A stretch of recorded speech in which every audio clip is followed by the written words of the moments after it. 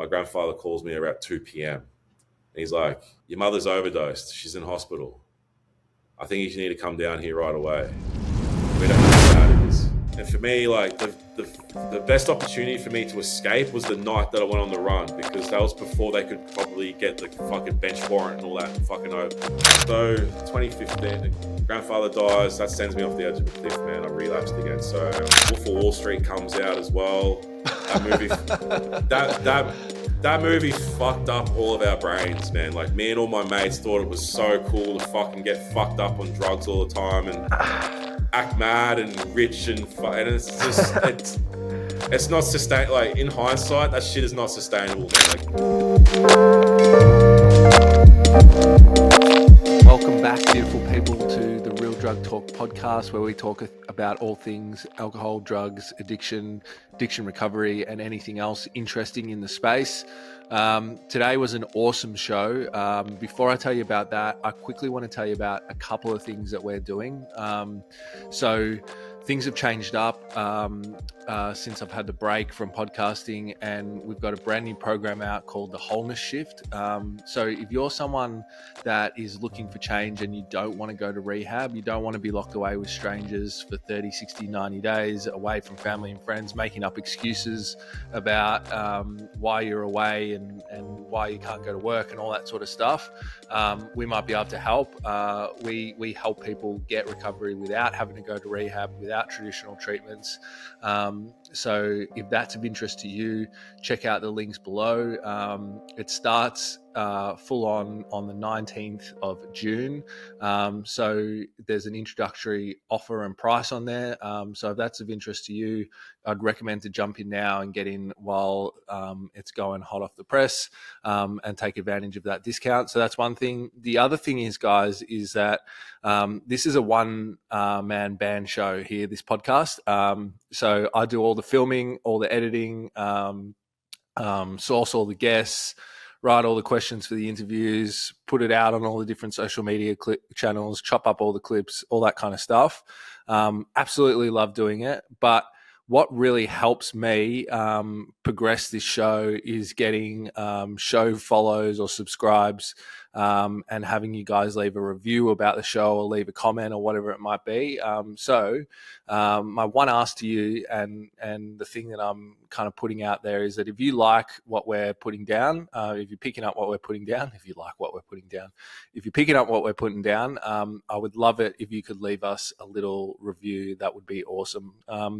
Okay, so on today's show, we've got Paul Clarka. It was awesome to talk to him. Massive story, huge story. So it's a bit of a longer episode. Paul's been through the ringer and had a really colourful background and past, and a really traumatic upbringing. And he talks about all that sort of stuff. And then, about how he used drugs to cope with that for a period of his life, and how he ended up in trouble, and what he's doing now to kind of get himself out of it. It's the first ever time Paul's shared his story on like a podcast or on any media channel. So he's very brave. It's a very hard thing to do the first time you do it. So yeah, again, any like positive support and feedback in the comments on the show would be much appreciated to support Paul and encourage him to, kind of keep getting out there and put a positive message out. So this is a big one today. If you're into like big and colorful stories, this one's for you. Okay.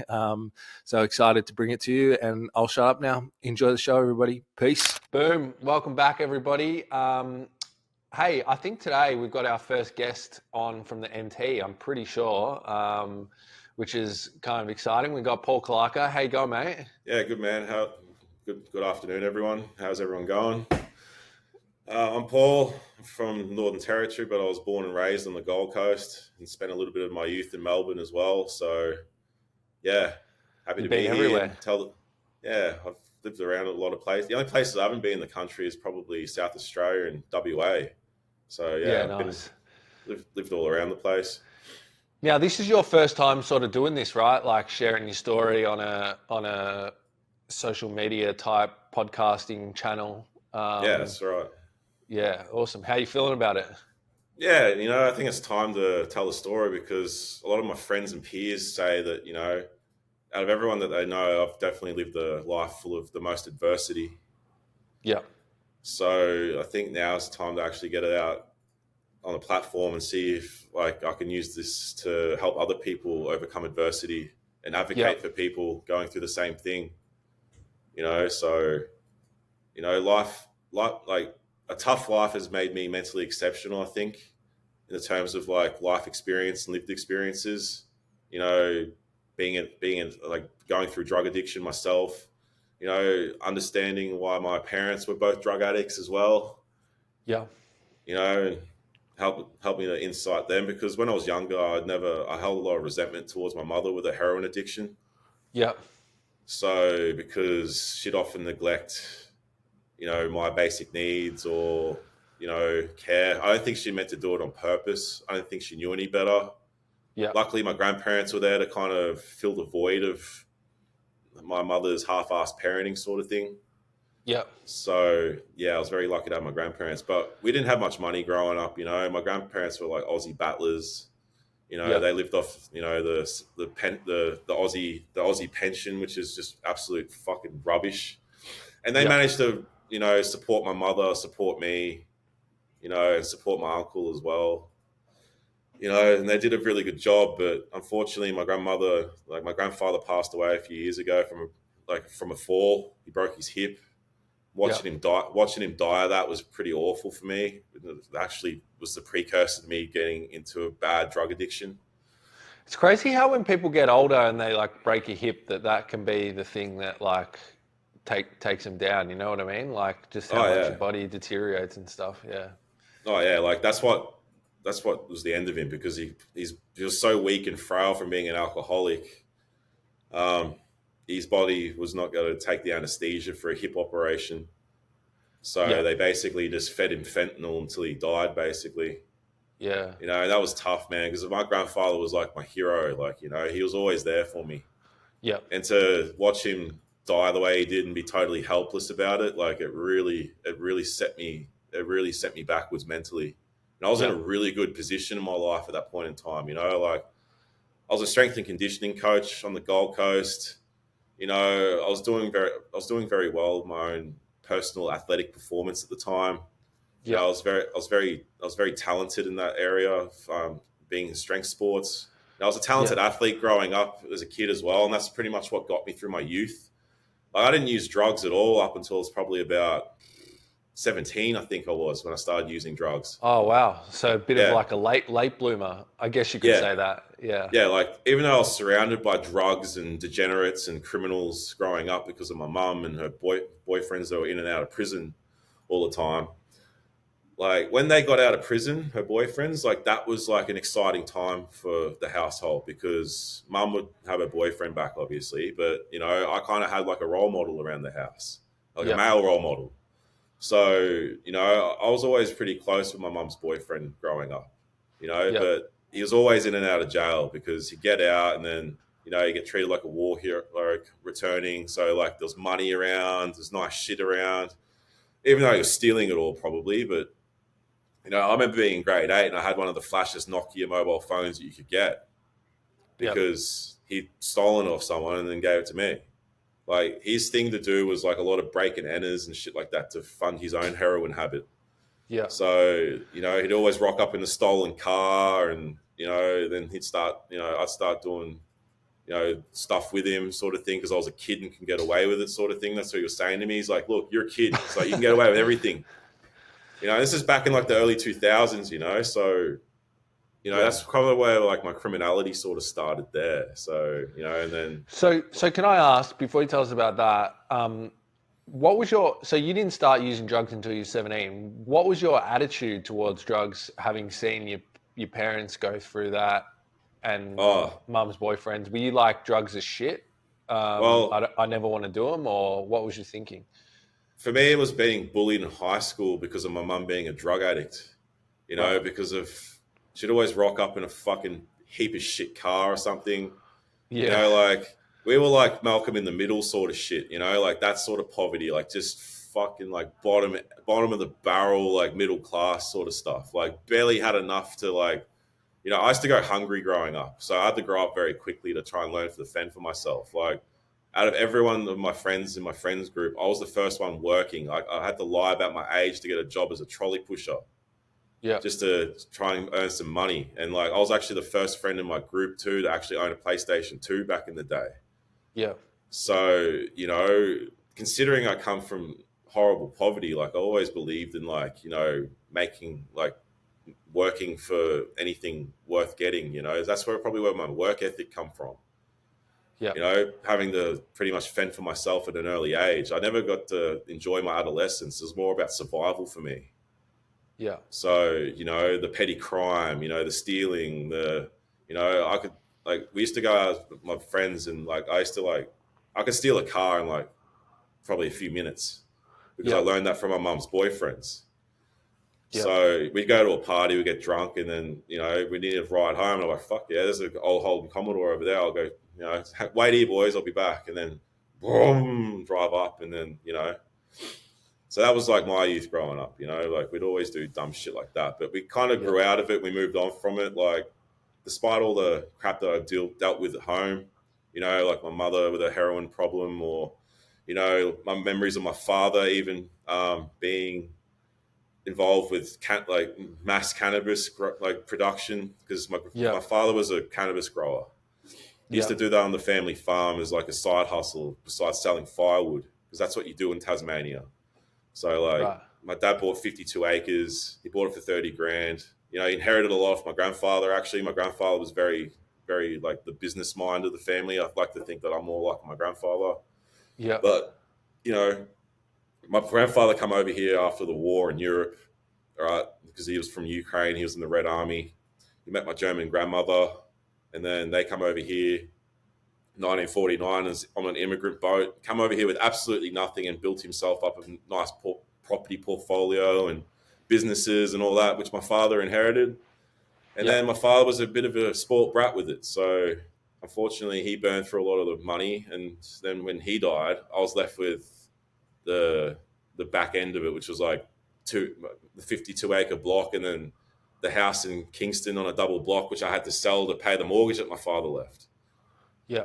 So yeah, that's pretty much what happened with that side of the family. Like my family are all hardworking people from Europe, like Yeah. my grandmother being German and probably worked in a factory in World War II making Hugo Boss suits for SS soldiers or something.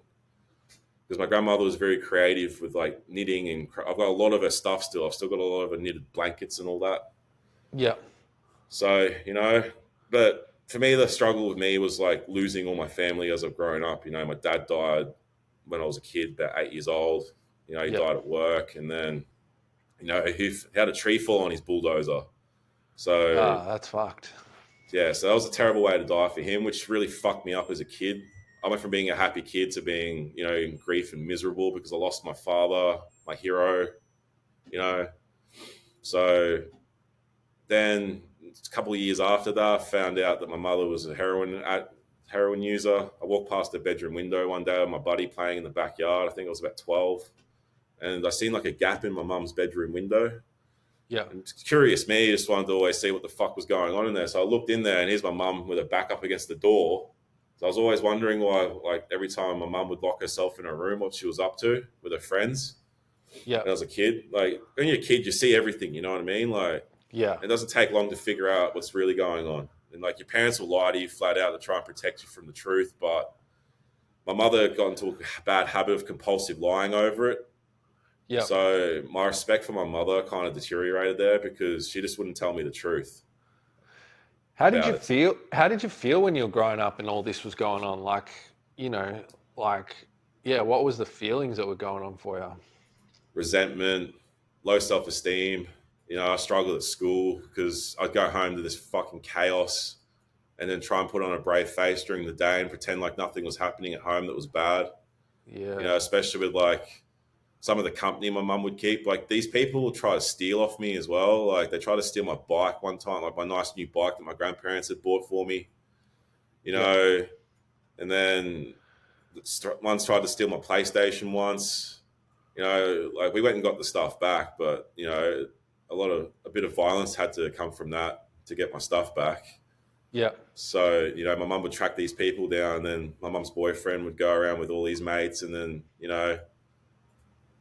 use weapons and whatever they had to do to get my stuff back. And then, give them a bit of a lecture about stealing of children. Like I might have been around like degenerates and drug users, but I was very lucky. Like these people were really good. They still have good, like they're the old school type of criminals that hated like child sex offenders and rapists and all that shit. Like they'll still like men of honor, even though they're Yeah. drug users. But those old school criminals were the people that I was like mentored by. Yeah. Don't be a dog. Never ever talk to the police. All that sort of stuff. Like my Yeah. parents drilled that into my head. It's like never ever talk to the cops. Yeah. So, or never ever fucking tell on your friends or your Yeah. brothers or whatever. Don't ever do that sort of stuff. So growing up around all that, you must have just been in turmoil like all the time as a kid. Oh yeah, like yeah. lack of opportunities though from the lack of money. Like I never used to go on school camps and all that because our family couldn't afford it. Yeah. Our family could only barely afford the bare minimum. Like my mum would spend all of her money on heroin, right? And then Yeah. my grandparents would have to come in and try and take up the slack. So my poor grandparents, they've worked all their life and saved all this money, all right? And they had to. I remember they tried to retire and do the great nomad thing early, but I think they pulled out of it to try and look after us because it was around the time my dad died as well. So my dad wasn't around to try and support me and my mum with the child Yeah. support and shit. So, I think my grandparents kind of gave up the retirement plans to try and take care of the family. Yeah. Because they used to have to look after both my mother and me because my mother was still, she wasn't a responsible adult. There's no way. Like my mum went to jail for actually trying to smuggle heroin into a prison to one of her boyfriends. Wow. So, as a kid, my mum's doing time for trying to smuggle drugs into a prison. I'm just like, what the fuck? Like, this is crazy. Like, and for me, that was embarrassing because I went to like a school on the Gold Coast called Miami High School, right? And Miami High School's in an affluent area now. Like, that is a rich suburb now. So is Mermaid. And we lived in Mermaid Beach. Like, for me to go back and live in that street again, you need at least $1 million to buy a house. Like, we were very lucky back then because the Gold Coast. How old are you now? I'm 35 now. So 35. This is like the Gold Coast is very different 20 years ago. Like you could afford to live like walking distance to the beach on Centrelink money because there was a lot of affordable housing around back then. But then the housing boom happened there and then it became like a rich, glamorous area to live. And then, it's completely blown out now. It's like more expensive than Sydney now to live. Yeah. So, and everyone that used to live in the low socioeconomic areas on the Gold Coast, like Palm Beach was a low socioeconomic area that had a lot of housing commission. Palm Beach is now $1 million suburb now. Like there's no housing commission there whatsoever. Yeah. Like they do what they do to any area. They push all the lower socioeconomic people out of the urban areas out into the rural areas or out of town. Like now on the Gold Coast, you got to live in like Coomera or Pimpamar or in that space in between Brisbane now to get affordable housing. Yeah. So a lot's changed back there. And I was very lucky to grow up in the area that I did. We had the beach. That's probably another reason why I didn't really turn to drugs at an early age. But I think it kind of caught up on me as I got older. So I was a very talented footballer growing up in rugby league. So, I was going places with that. The Titans development squad was looking at me. Yeah. And then when I was playing in under 17s, I had a knee injury, which was really bad. This was before they got rid of dive bombing at the knees. So I had some kid from New Zealand, basically, I was getting wrapped up in a tackle, nearly standing still, and then someone just dove straight at my knees. And then that was bad for me at the time because I had a bit of an identity crisis, my knees fucked up. It was the first time I'd faced that sort of adversity in sports, and then my other buddies were starting to discover the nightclub era. Yeah. So I was about 17 at that time. So then I started hanging out with my buddies that were going nightclubbing and partying and shit. Yeah. And that's where the drug use started to come in.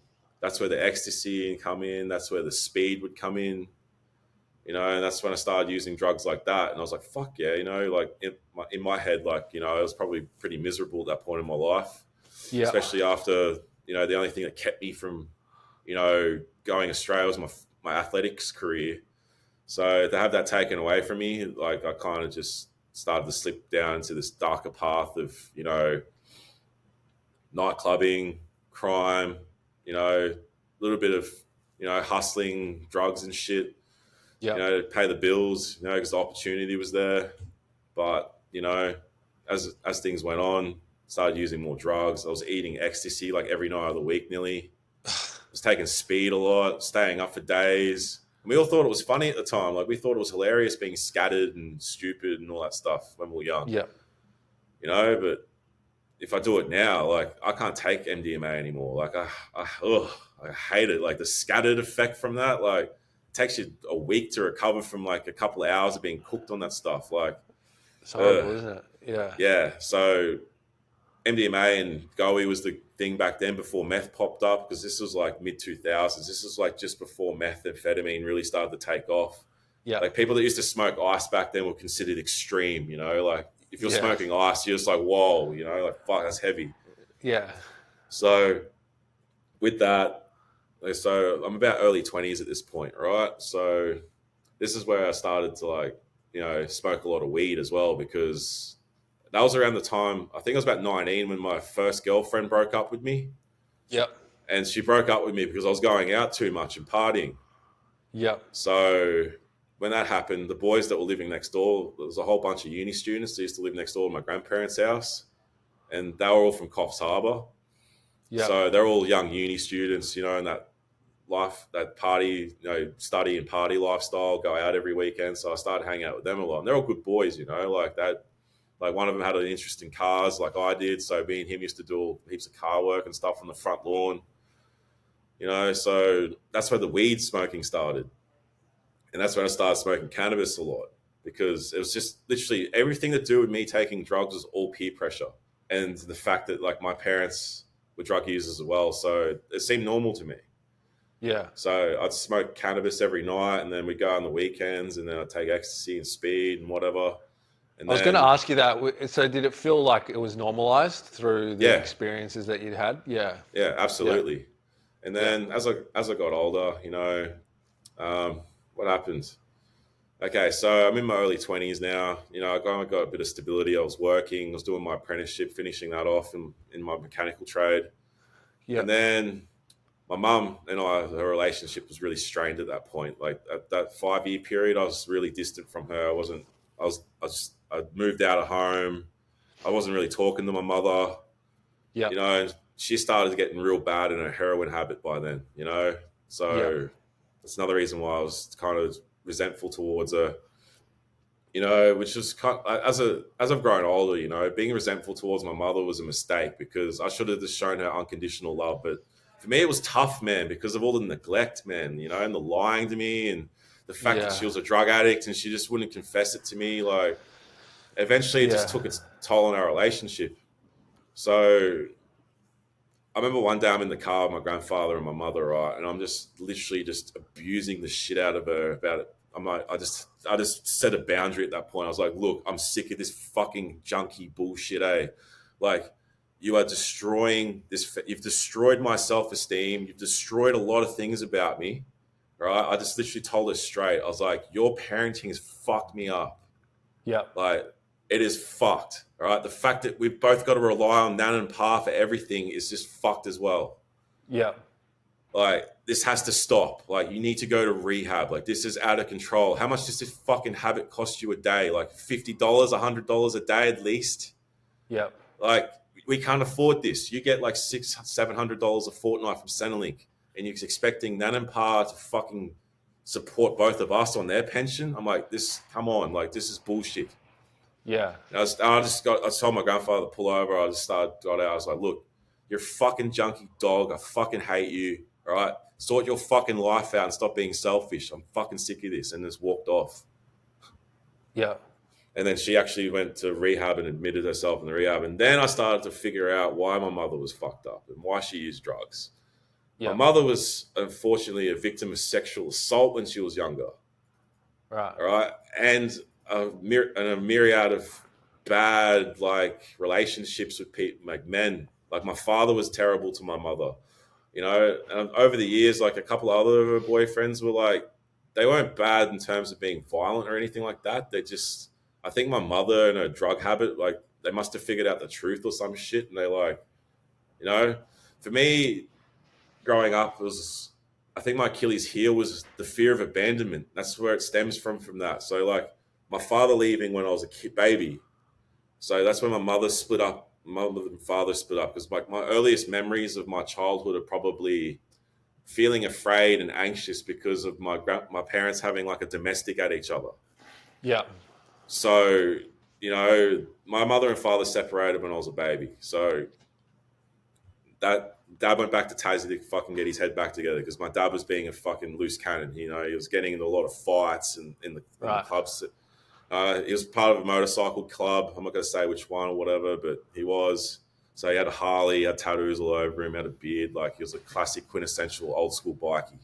Hectic stuff Anyway, was happening all the time, I imagine, yeah, around. hectic shit was always happening all the time. Dad had fucking drugs and money around him like you wouldn't believe. You know, so my dad was actually like a upper echelon criminal. You know, so dad went back to Tassie, and then when I was a kid down there, I guess like you know, I remember the fucking massive weed farm that he had, like a full proper set up big weed farm. Like this is probably where a lot of my dad got a lot of his money from on the side. So I remember being a kid, seeing all the dope drying out in the tool shed, in the chest of drawers, you know, Yep. lined with newspaper, the smell of weed drying everywhere.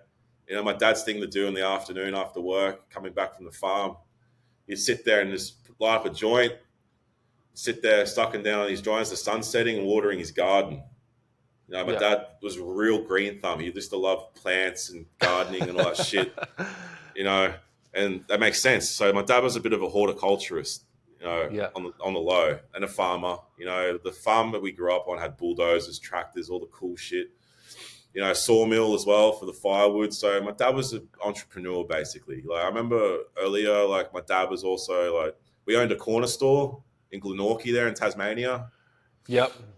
You know, so the family was always involved with business and stuff like that, and that's where I got that's where I got that influence from was my father. Yep. So let's go back to no, I'm in my early 20s now. I just sent my mum off to rehab.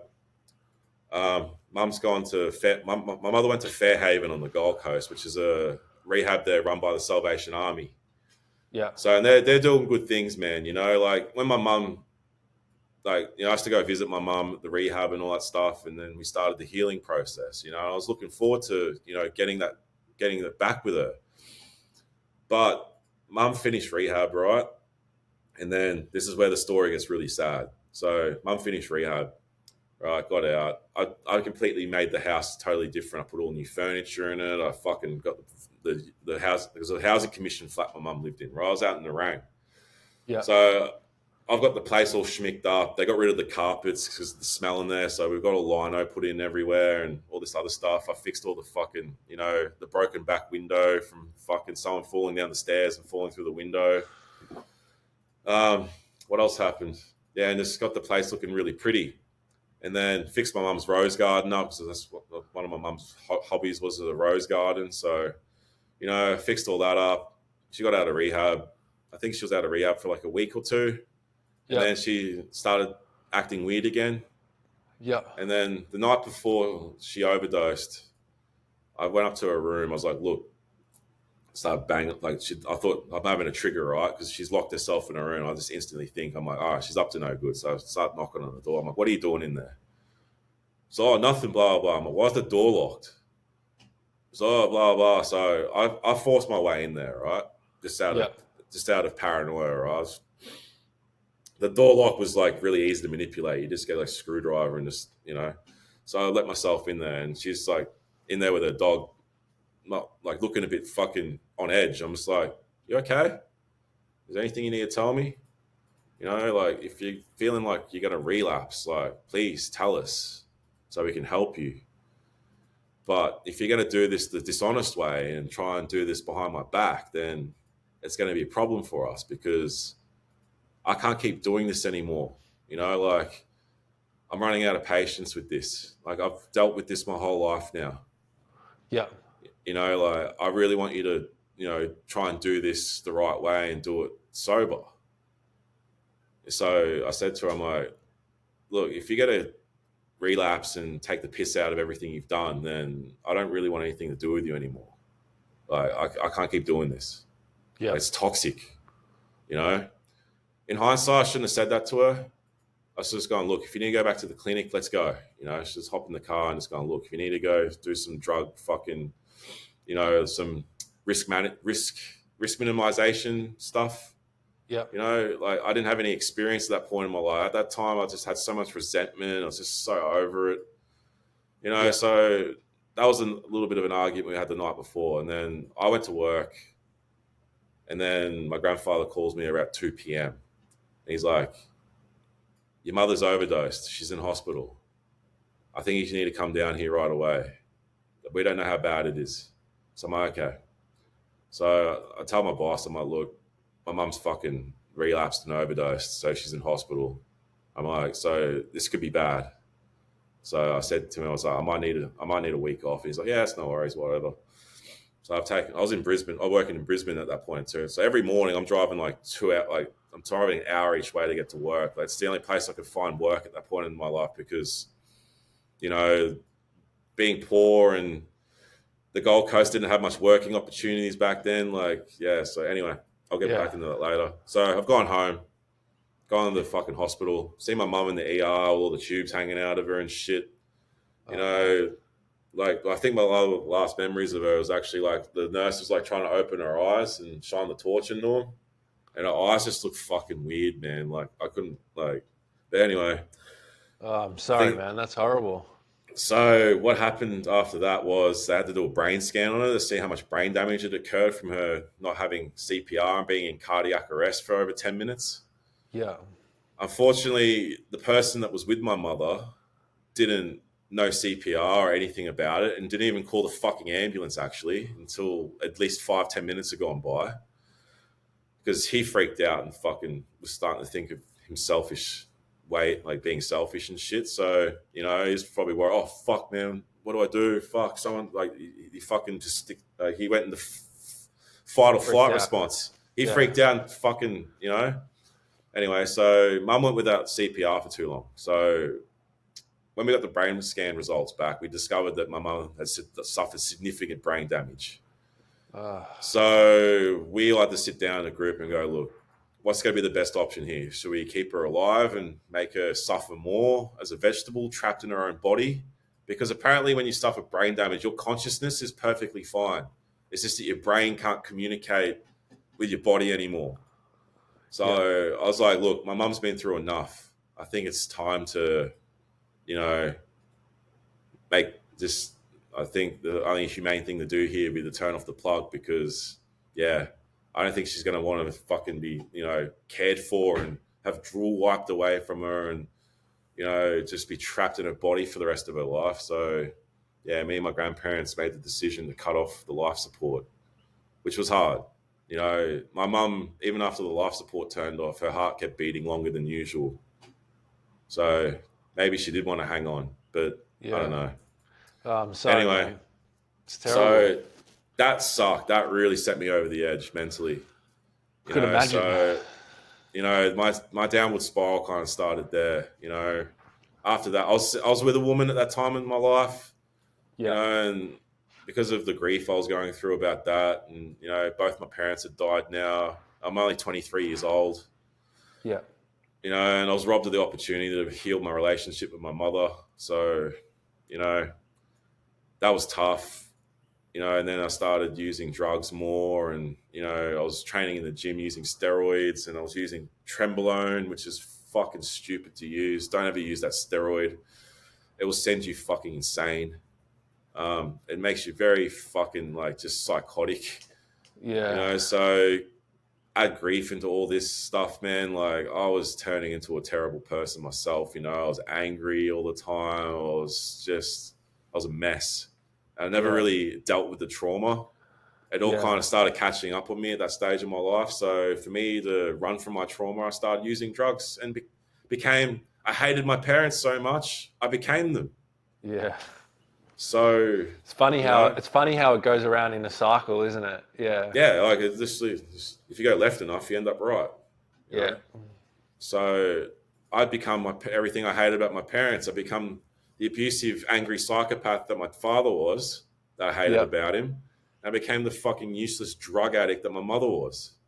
Yeah. So for a couple of years there, I was struggling a bit with using like lots of weed, like lots of cannabis, going out partying all the time, Xanax, Valium, any sort of thing to try and make me mentally numb. In my You know, experience, the Xanax is the worst one. You oh know, yeah, it that's makes you shit. stupid. It, your memory, like your amnesia you get from it. Oh Like man, literally, you have a Xanax and then it's just blank, scene I know. missing, wake up. You've got all these crazy messages in your phone from you carrying on like a fucking lunatic. Like, you got all this stolen goods in your house. You're like, how the fuck did I get all these? Yeah, And then you find out you've gone doing like debt collecting missions for my fucking buddies in the motorcycle club or something. You yeah. know, so I So was very did you dip into crime like pretty heavily as well? Like yeah. when the drugs Well, started coming on board? at that stage of my life, like I think I was manipulated a bit into associating with motorcycle gangs and shit like that as a prospective member. Yeah, So and I craved the brotherhood. I craved the camaraderie. At that stage of my life, but I think I was manipulated a bit because the people I was hanging around at that time seen an angry young kid full of anger and hatred towards the world as an opportunity to get someone to do all their dirty work for them. yeah. So, this is before the VLAD laws come in. So, you know, when the VLAD laws come in, or I think it was around 2013, I think it Wait, started. what are the VLAD laws? Is The that where VLAD, you can't associate with each other if you're in the bike clubs and stuff? well, basically when the VLAD laws come in, right? Basically, the cops just started kicking every fucking club door in and all that shit. So, Right. basically, I was just an associate. I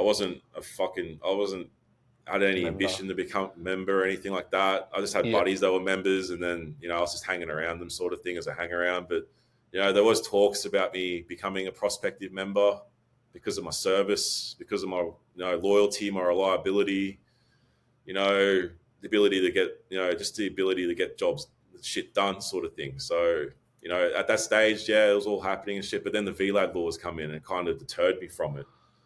Not only that, my grandmother found out what I was up to and she begged me to stop doing it. So I had to stop, Yeah. So the VLAD laws come in and that kind of was like a blessing in disguise.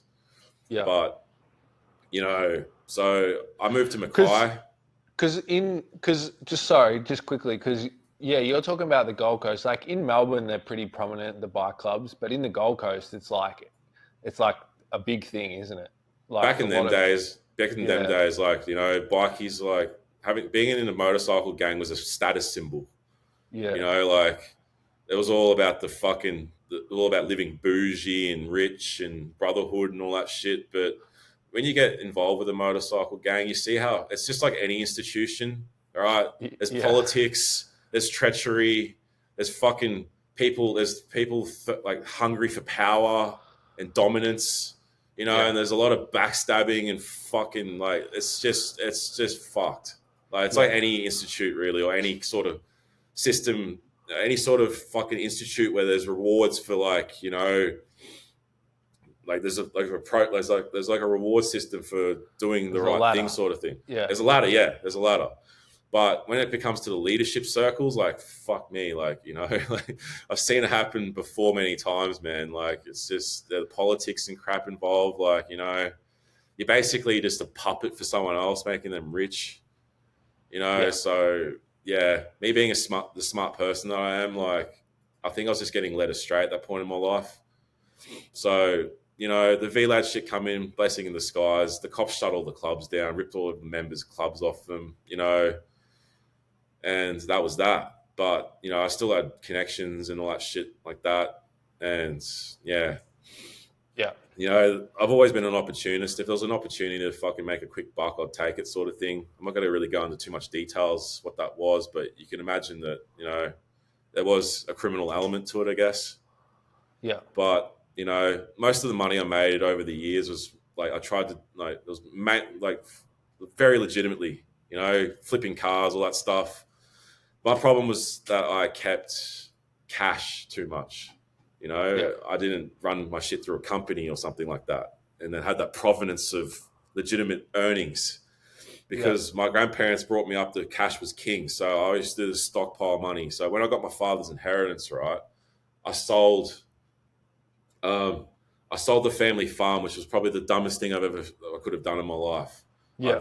You know, in hindsight, I should have hung on to that property because I crave nothing more than to go run away to that property and go hide down there and live on a homestead now. You know, like Yeah. as I've grown older, I've just like, I think it happens to every man. I think they just start to hate society and people because it keeps changing and shit.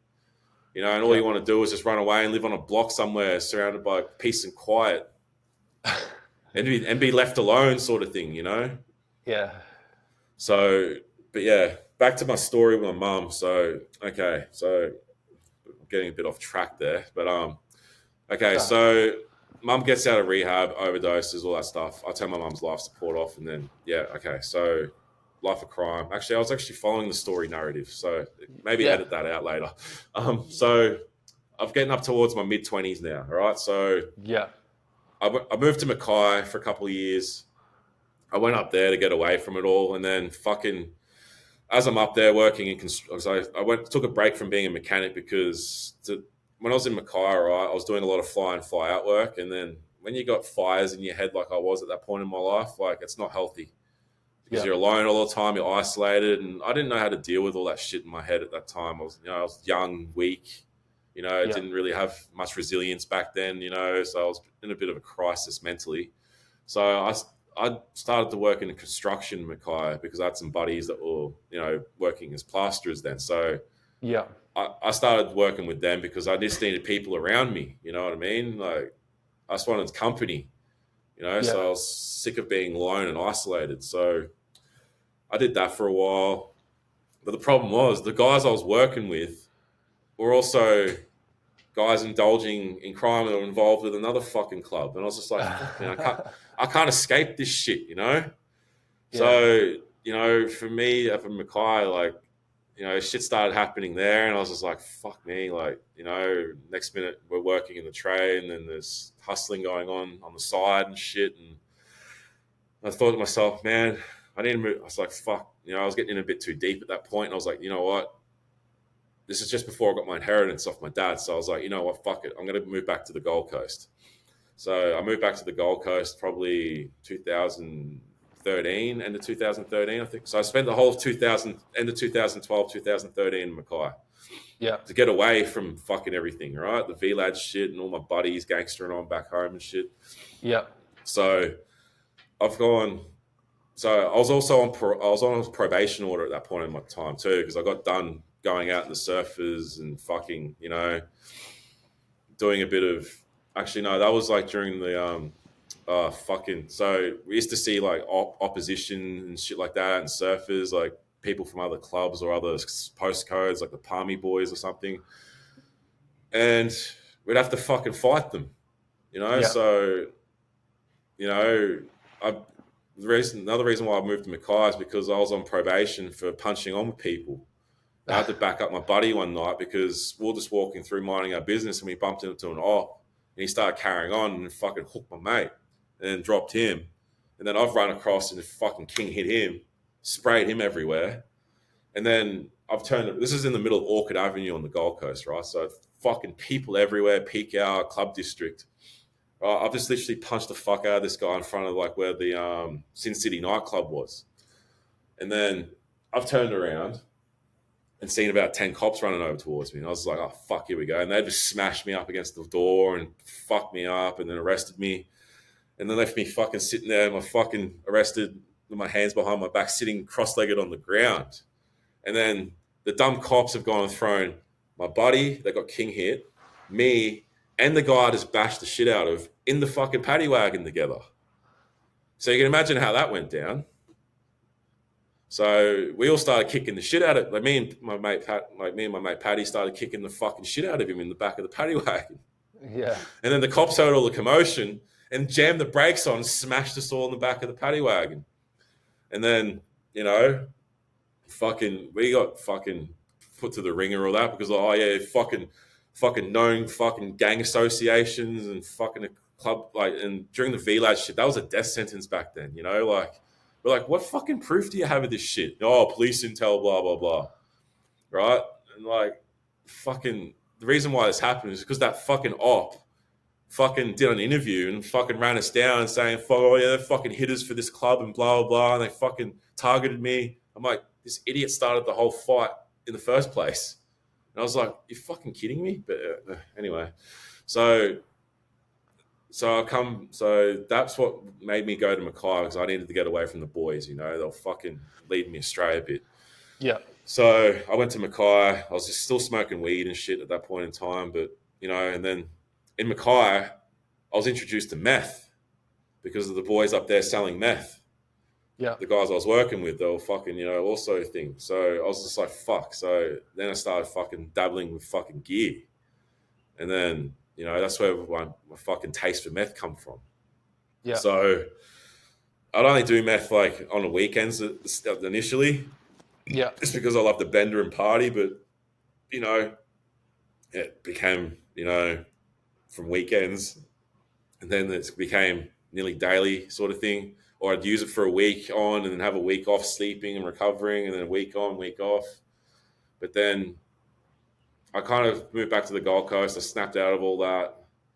And then that's why I moved away from Mackay, because I was getting too loose up there. So I come back to home. I'm like, all right. So I got my dad's inheritance. Life was good. I just enrolled to become a personal fucking trainer and strength coach, because I was like, fuck this. I want to get back into my athletics shit, you know, like that's the shit I miss. So I started getting back into, you know, coaching, like personal training and coaching and all that, because I was training in the gym a lot back then, you know, like I was really young and fit and fucking strong and shit growing up from my athletic, like my footy and shit. But then I always trained to keep myself, you know, to keep some sort of fucking structure in my life or some sort of sense of accomplishment there, you know? Yeah. So I've, you know, come back to the goalie, started doing my personal training shit and all that. And then, you know, life was going good. I met my partner I've been on and off with for the last 8-9 years now at the same time or so. You know, I'm working in a high level strength and conditioning studio. I'm being mentored by my good friend and brother, Tyrone Jensen, that's down on the Gold Coast there. He's a very underrated personal trainer and strength coach. You know, like he doesn't get the recognition that he deserves. He's a very smart, passionate man. You know, so he took me under his wing as his mentor, you know, which I'm very grateful for. But because of my mental state at the time, I didn't really appreciate that sort of thing and seeing the opportunity that has until I lost all that. But so what happened there was I got my PT certificate. Tyrone was mentoring me, showing me all this new freaky cool ways to train, which everyone does now, by the way. The steak and eggs breakfast sort of stuff. Yeah. We're fucking around with all that like 10 years ago. People are only just starting to learn all this stuff now. Like that's how far ahead of the game Tyrone was. So, you know, life was going good. I was doing really well with my Olympic weightlifting and fucking powerlifting. You know, because I was walking around as a fucking monster back then. You can see me now. Like I haven't been training that much lately, but you can still see the body shape there. You know, so. I was always a big guy as well, which made me desirable too for the motorcycle gang shit too, because I was big and intimidating looking. So basically with that, I was doing good. And then my grandfather had his fall around 2015. I think that happened. 2016, I think it was. Yeah, it's 2016. So my grandfather has a fall. My grandfather was a mess, man, because of the death of my mother. Like he was really into his alcoholism a lot, and that's the reason why he fell over, because he was drunk all the time. Yeah. And his alcoholism really ran him off the edge of a cliff. Like he was really skinny and frail, like, you know, but he wasn't an abusive drunk. He was actually a gentleman. He was very good to my grandmother. You know, he's still committed to his daily tasks of taking her places and, you know, running around and doing all the stuff that they did. You know, fuck, my grandparents did a lot for us growing up, man. Like, You know, like I can't say that enough. You Yeah. know, so you know, it's the reason why I am the way I am because of them being that good influence in my life. Because if they weren't here, like I probably would have just been fully patch member, don't give a fuck, you know, just fucking destroy everything, fucking evil, whatever. Like, you know, that's the only thing that kept me good in my life was my grandparents. Yeah. So not only that, like I was a good, happy kid growing up. You know what I mean? I didn't go through any fucking crazy, fucking like child sex abuse or anything like that. And like I was very lucky, you know, Yeah. considering the people I was around and the circumstances I was in. You Yeah.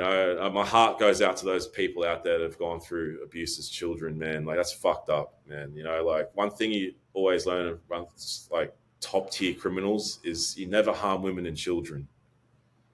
You know, and pedophiles need to have a harder time in prison, man. Like the system fucking looks up, like cotton wraps them too much, looks after them.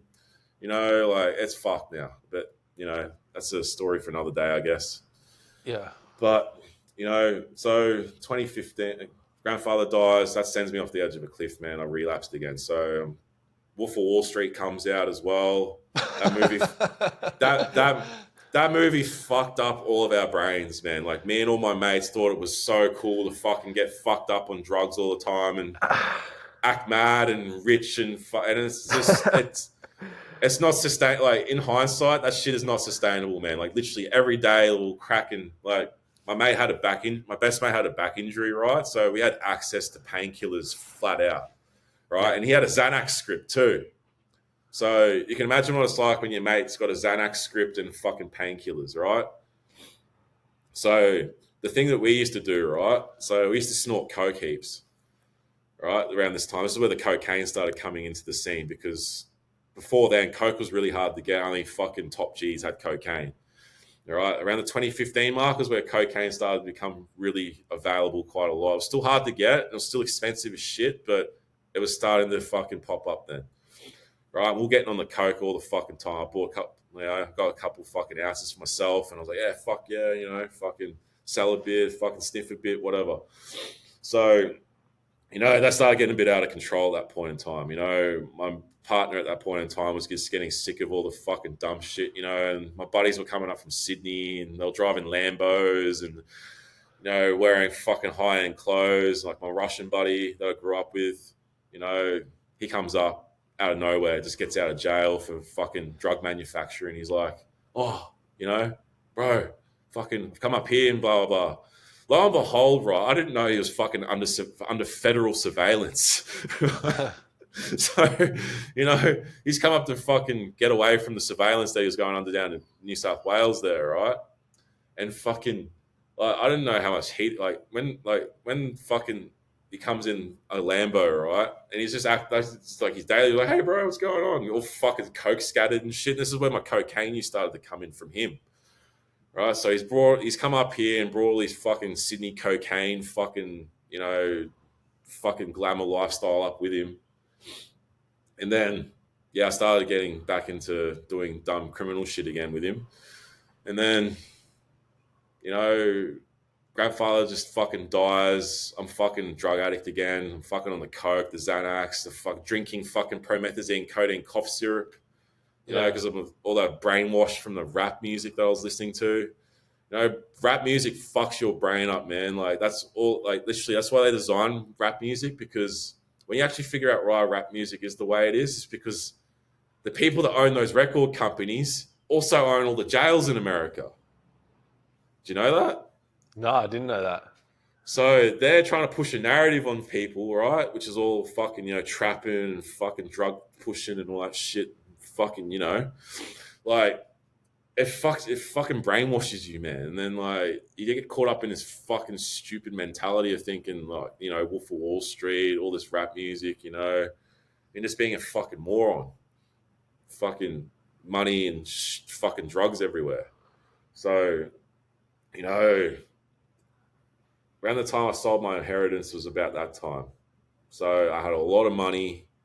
All right, my dad's inheritance come through. I got a lot of fucking money. So, you know, I always bought and sold cars on the side, as well as doing my own mechanical business. So a lot of the money I made was from flipping cars, but there was opportunities where I did fucking do a bit of hustling, but I try to stay away from it as much as I could.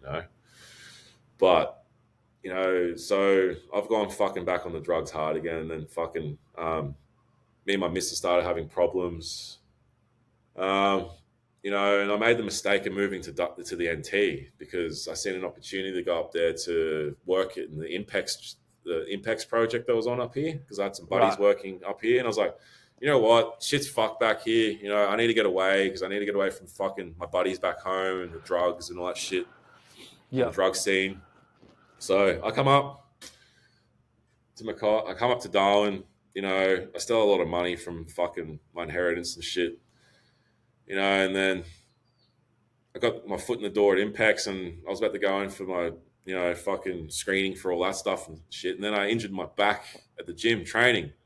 Yeah. So I blew one of my discs out in my back, and I was fucked. Like I couldn't move for like weeks.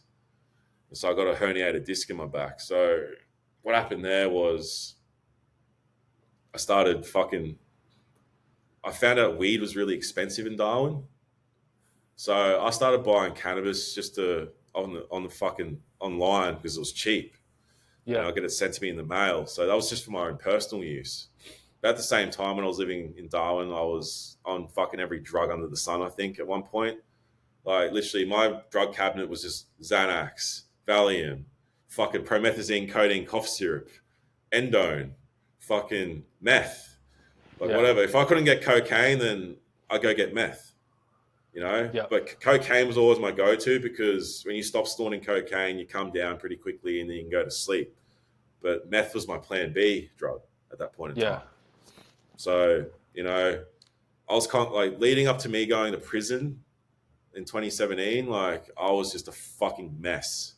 I was probably the worst I've ever been in my head, because of my grandfather passing away. And then, I promised my grandfather on his deathbed that I'll take care of my grandmother. And then I got stuck and trapped up here and then ended up fucking getting done by the cops up here.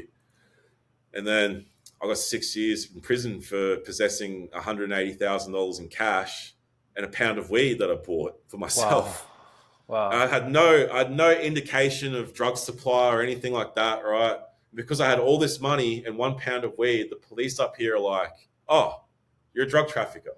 I'm like, "No." Like, do you see any scales and bags and shit for me fucking selling drugs? Was there any text messages? Was there anything like that? They're like, "Oh." And then, What's the feeling like when you get told that you're going to be spending 6 years in prison? well, initially I got bail, right? When I first got caught, they raided my house. They found about 38 grand in the safe, and I had a pound of cannabis sitting there and some steroids and shit like that. And I had a BlackBerry mobile phone, which is a bit fucking sus, but to them, but they couldn't really retrieve anything off the fucking thing anyway. And it wasn't a BlackBerry that they thought was one of them encrypted BlackBerries. It was just a BlackBerry phone. Right. So you got a BlackBerry phone, right? That's also the fucking first red flags that they seen. So they made this insinuation based upon nothing that I was a fucking drug trafficker. And then basically what happened there was I got it on bail, right? And while I was on bail, I was fucking hitting it hard, man. Like I was fucking a mess because I'm like, oh fuck, I'm going to jail. I got court shit hanging over my head again. And when you got court hanging over your head, you got all this uncertainty in your life. Yeah. So, I was just fucking living my best rock star life. I was on bail. I went down to see my grandmother. I went down to visit them for Christmas 2017. That was the last time I seen my grandmother, by the way. So I went down there for that, and then I come back up here, and then, I was fucking out of it and shit. And then the money that they got out of the safe was, only a part of what I had fucking in the grand scheme of things anyway. But because I was being a fucking reckless retard while I was on bail and always out of it and fucking bendering all the time, right? I had a big win at the casino one night, and then I had all this cash underneath my seat.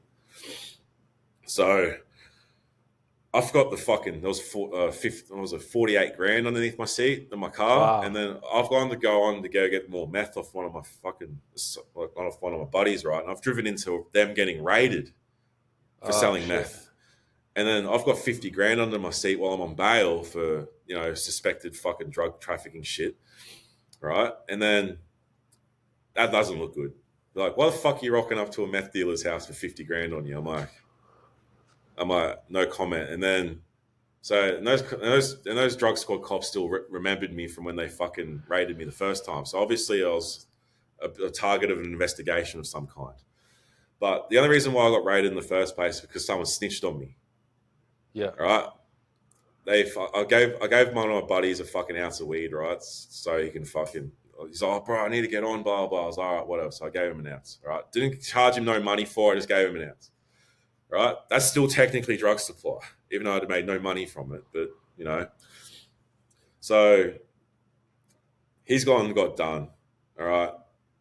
I think he's fucking giving me up because me and another buddy got fucking raided at the same time, which was a coincidence, right? Yeah. And we both got hit the same week. And then he got out on bail with an ankle monitor, which would tell you that he's done some sort of deal with the cops to get bail.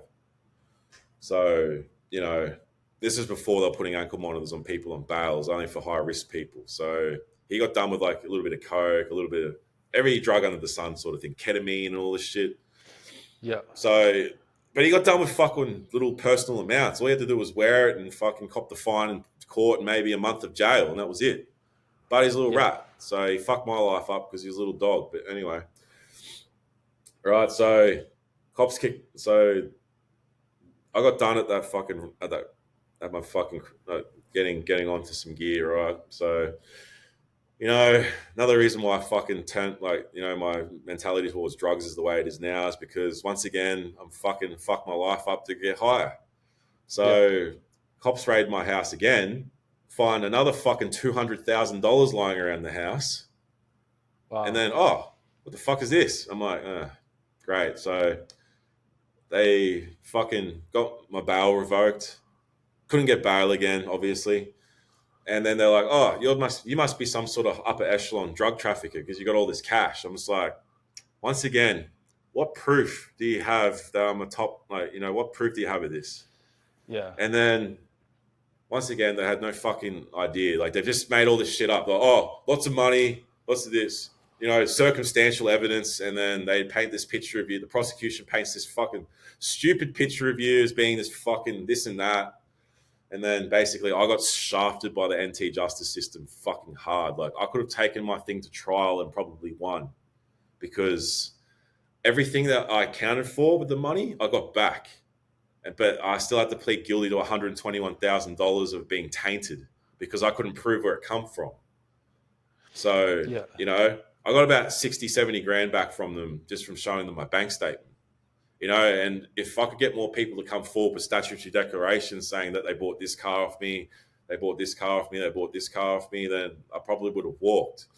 But I got a shitty NT lawyer at that time, right? And that shitty NT lawyer suggested that I just plead guilty and forfeit the money and then say that the money was derived from crime. I'm like, well, no, because what evidence has the prosecution got about this?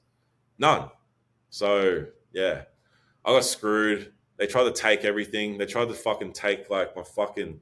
Luckily, I'm very smart with how I protect my assets, and I had trust and all that. So they tried to take all my cars and shit like that, and they couldn't do it because it was all locked away in trust. Yeah. So when it's all in trust, it doesn't belong to you. It belongs to the trust. I can still use it and all that. I can still use all the vehicles and drive them and all that shit, but they don't belong to me. I'm just a driver. Yeah. So luckily there, I didn't lose everything, but they did take a lot of money from me, yeah. And then I got sentenced to 6 years with 4 on the bottom, which was fucking ridiculous, all right? It was the most manifestly excessive sentence for that sort of shit I've ever seen. Like, I'm getting more time than people that have killed people and manslaughter charges. Yeah. Just for a bit of money and a bit of weed. So I had to go through I had to go through more legal fucking turmoil and launch an appeal, which cost me more money in legal expenses, right?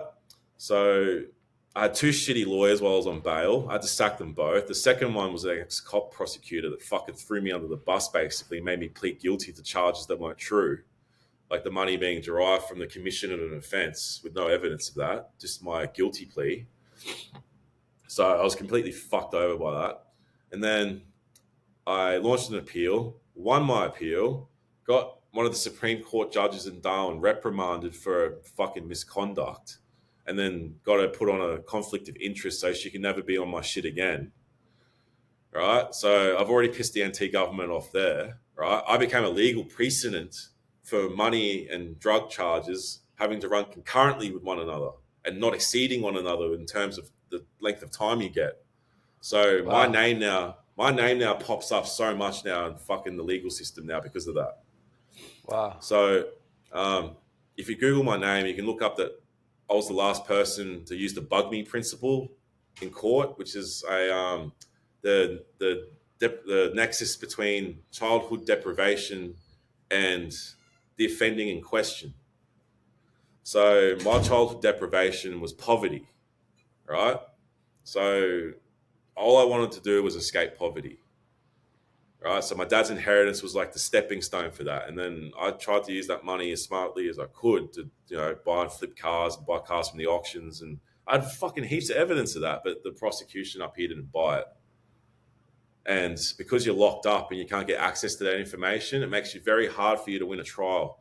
And that's what the NT does up here too. Like if you get done for anything up here to do with drugs and trafficking and upper echelon crime that involves money, you're not getting bail, because if you get bail, it gives you a 70% chance of winning your trial because you can get access to all the information that you need to defend yourself. So the NT government doesn't let you get bail up here if you're a fucking, if you're in here for some serious drug, like money making crimes, basically. So yeah, I got completely fucking shafted by the system in that regard. But my time in jail was where the change happened for me. So basically, in the start, right, I got a mobile phone in prison, right, and I was using my contacts to get Suboxone into the prison, right, which is a big money making thing in prison, right, and it gives you, and it also gave me a lot of power in jail too, because when I was in jail, I was the guy that the plug, basically. I was the one that could get whatever. So we're getting the synthetic cannabis in and the Suboxone, which was completely fucking the jail up, like really badly, with people fucking like overdosing on synthetic cannabis and just creating a fucking shit show of fucking problems for them. Yeah, it's really bad, that synthetic cannabis, isn't it? Man, it shouldn't be called synthetic cannabis. It should be called something else, because it's totally different to what happens when you smoke weed. Yeah. So we call it chronic, right? But because I'm in a Darwin prison, right, I'm surrounded by there's a lot of Aboriginals in Darwin prison, right? And they love their fucking cannabis, man. But they started loving that synthetic shit as well. Yeah. Right. So they're all fiends for it. Like they loved it. Anyway, I've seen so many people have episodes on that stuff, man. They drill a cone, right, and then they just watch their color drain out of their face, and just watch their brain just go. And then we call it being stuck. So you're stuck. You're literally just a vegetable. You're but you don't look like that. You're like, your eyes are like heavy, like rolling in the back of your head, and you're sitting there like that. I remember one time, man, I remember coming into the bathroom with one of the houses, right? And I walk into the bathroom, and all the boys in the bathroom stuck to the walls and shit, just swaying, just stuck there. I was just like, this is fucked up. I'm like, this is bad. Even myself, I remember being stuck hanging onto my cell door, and I'm like, trying to I'm like, and my mate Ioani's looking at me, and he's like, bro, you're right, bro.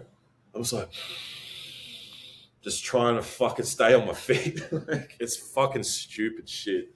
Yeah. Anyway, and it really fucks with your brain too. If you got a lot of unprocessed trauma, it fucking makes you have to deal with it, man. I don't know what it does to your brain, man, but it unlocks some fucked up shit in your head. I remember one night I was sitting there in my cell by myself on chronic, and I'm just sobbing like a fucking little bitch because it took my brain back to when my father died or something, or the grief I was supposed to feel, the grief that I didn't feel properly when my father died or when my mother died or something. It was like a big emotional dump sort of thing. I felt cleansed and healed after it, but after that I was like, man, I got to stop doing this shit, eh? And then what snapped me out of it was, okay, so the intel department in the prison must have got word, or someone put a form in All right, someone snitched on me again, saying that fucking, we're doing this and that, and I had access to a mobile phone. So lo and behold, the whole fucking prison gets locked down, and they start ripping every house apart in the low security area looking for this phone. Right, they targeted our house twice in a 48-hour period, and I was just thinking. I looked at my buddies, and I'm like, you know what this is about, right? They're like, yeah. I'm like, there's been a leak.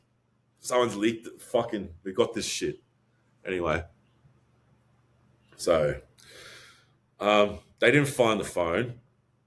They put me in solitary confinement on suspicion, right? No evidence, nothing, right? They upgraded my security rating to max, so I got a red shirt, right? Because in Darwin prison, you don't just wear prison green. You got different colors for different security ratings.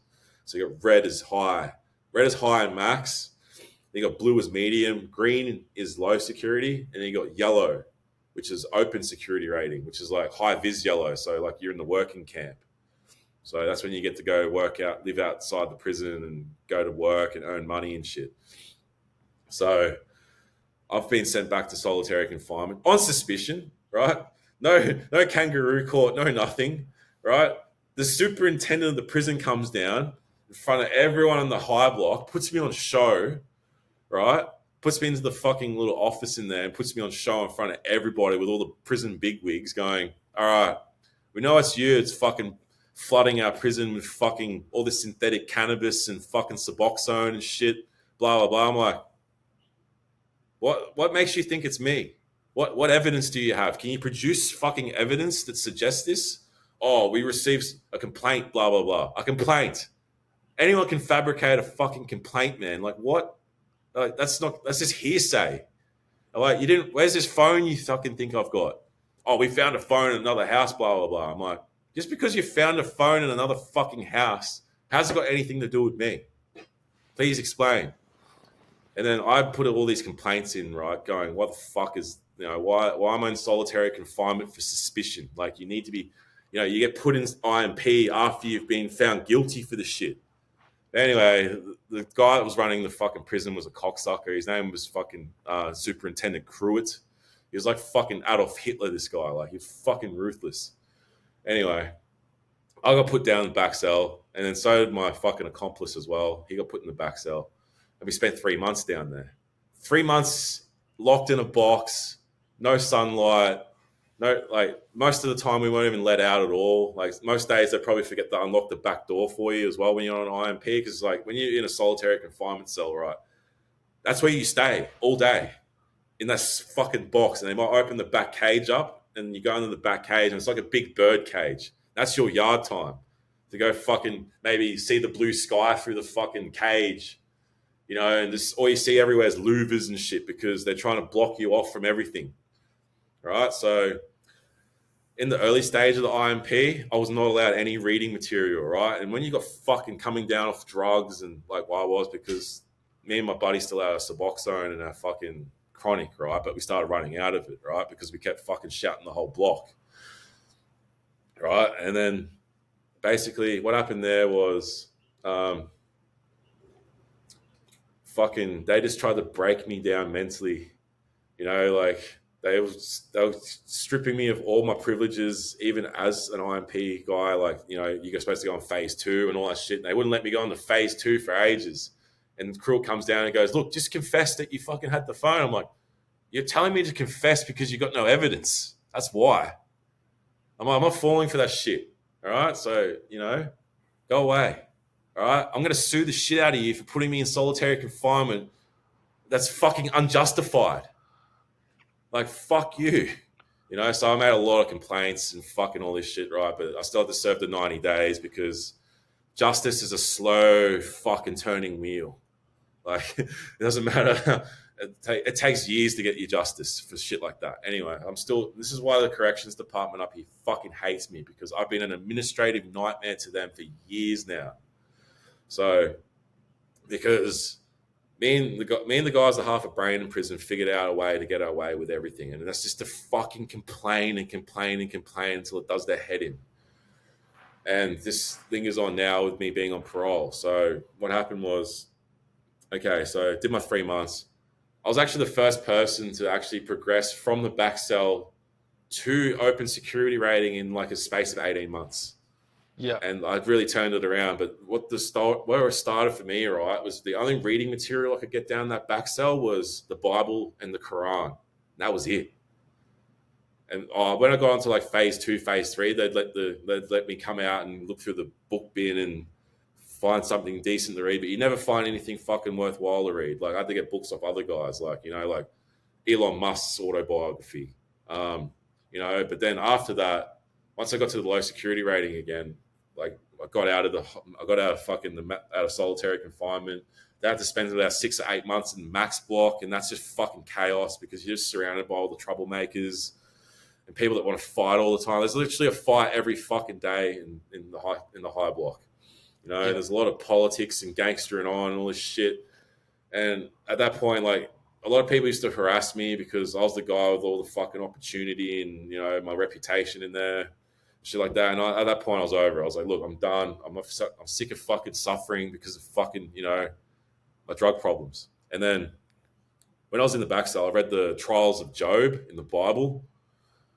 And the Trials of Job is like really what set this mindset up for me now. Like, the Trials of Job is like, test the man out and take everything away from him and see if he loses his faith.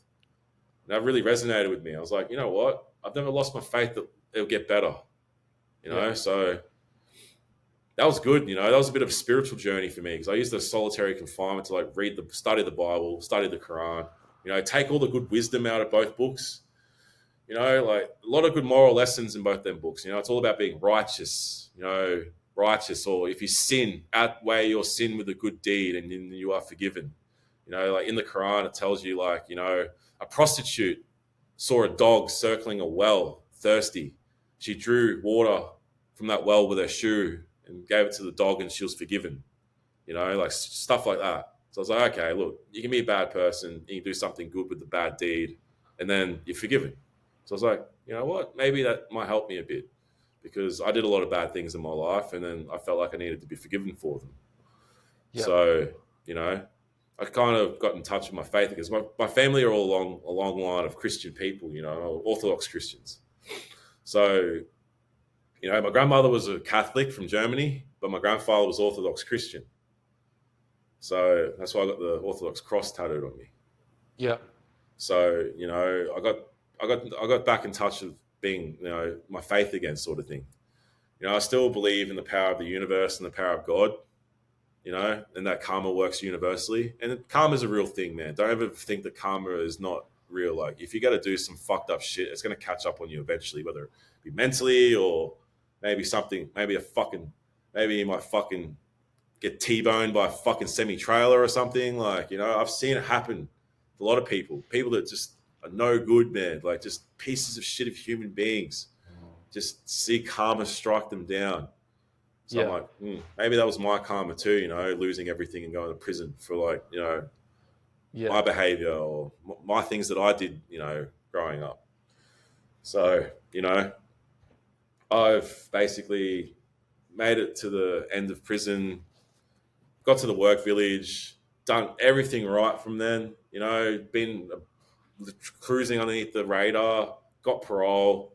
I got paroled into a pandemic world basically. So literally I've gone from life being in the late 2010s, it was just a good that was a good period in time. I think everyone would agree, up until 2020. Yeah. And after 2020, the world's really flipped on its head. A lot of miserable people out there now. Shit's expensive. It's fucking like I don't know. The world's heading into a weird direction, I think. But so I got parole. I was on parole for about 18 months. Doing well. I was working. I was in this home build project, building houses for indigenous communities. So basically I was doing that for a while, and then I fucking started associating with some of my old buddies up here again, and then I wasn't doing anything illegal at that point in time. I just might have appeared to be because I was fucking running around heaps, picking up car parts and stuff like that, and doing my car projects and shit. And then I think my name popped up on fucking someone's listing device, And because of my reputation with the cops, they weren't taking any chances, so they kind of put me under surveillance. And Yeah. this is just after I've broken my leg, by the way. So I just broke my leg. So I just flipped my quad bike, right? Just hang on a sec, sorry. My ankle monitor was vibrating, which means it was getting low. There we go. So I had to put the charger on. Okay, so I was out on parole for about 18 months. I just broken my leg on my quad bike, so I was not in a good headspace. All right, I've been doing pretty well. I was working, I was off the drugs and shit, and then it was my first relapse in probably what was a long time. So I didn't use drugs until about start of 2018 was the last time I used drugs. So it's 2020 now, 2021 now. So 3 years I've been sober for, which is quite an achievement considering my history. And then I broke my leg, and then painkillers were issued, and then started getting black market pain because they cut me off the painkillers after a week. And then I tried to start being active again, trying to be independent. And my fucking leg blew up like a balloon because I went to the post office and tried to run some errands and shit because, I was trapped at home. Just going to the toilet was a fucking adventure, you know? So it sucked, man, when you break your femur in half. Like, that is a bad injury. Like, you cannot do anything for at least 6 weeks until you can start putting weight on it again. So it sucked. And I'm very independent, man. I always lead by example. I've developed a lot of leadership qualities. I've always been like someone with responsibility in like my work, like a manager or a fucking team leader, because I lead by example. So yeah, me not being able to do anything for myself. And I hate asking people for help, man. I really struggle to ask people for help, because I'm always the one helping people, I'm always the one leading or, supporting my family and whatnot. So yeah, I hate asking for handouts because I used to ask for handouts from my grandparents and it used to eat away at my soul. I used to hate going to my grandparents that didn't have much money and begging them for money, you know what I mean? Just to buy myself a car to drive or, just to buy something or just to have money for fucking food or just to hang out with my friends or something, So that's kind of where that stemmed from. Yeah. And then, so I've always been the type to figure it out my own way, But when people need help, man, I'm always the first one to turn up for people, because I know what it's like to not have help. I know what it's like to go without. I know what it's like to struggle. I know what it's like to go hungry. It sucks. But, it is what it is. Looking back now as an adult, I'm actually grateful my childhood was the way it was because, it might have sucked. I might not have had much money and that stuff, but I avoided being abused as a child, I guess. I was neglected as a child, but I was never abused, So I was very lucky there. I was never a victim of being beaten by my father or, sexual abuse or fucking whatever. I was fucking sheltered from that. And I fucking can't thank my mother enough for actually keeping good people around her. But yeah, I was neglected. So, went hungry a lot, got bullied at school a lot because of my poverty and my mum's fucking being a junkie. It fucking sucked. But, as an adult, looking back on all that, I'm kind of glad I've lived this hard life of adversity and grief and shit like that because it's made me very mentally exceptional and resilient now. I've been through everything. I don't think there's anything that life could throw at me now that could fucking affect me negatively. Even now, my grandmother's got dementia. Yeah.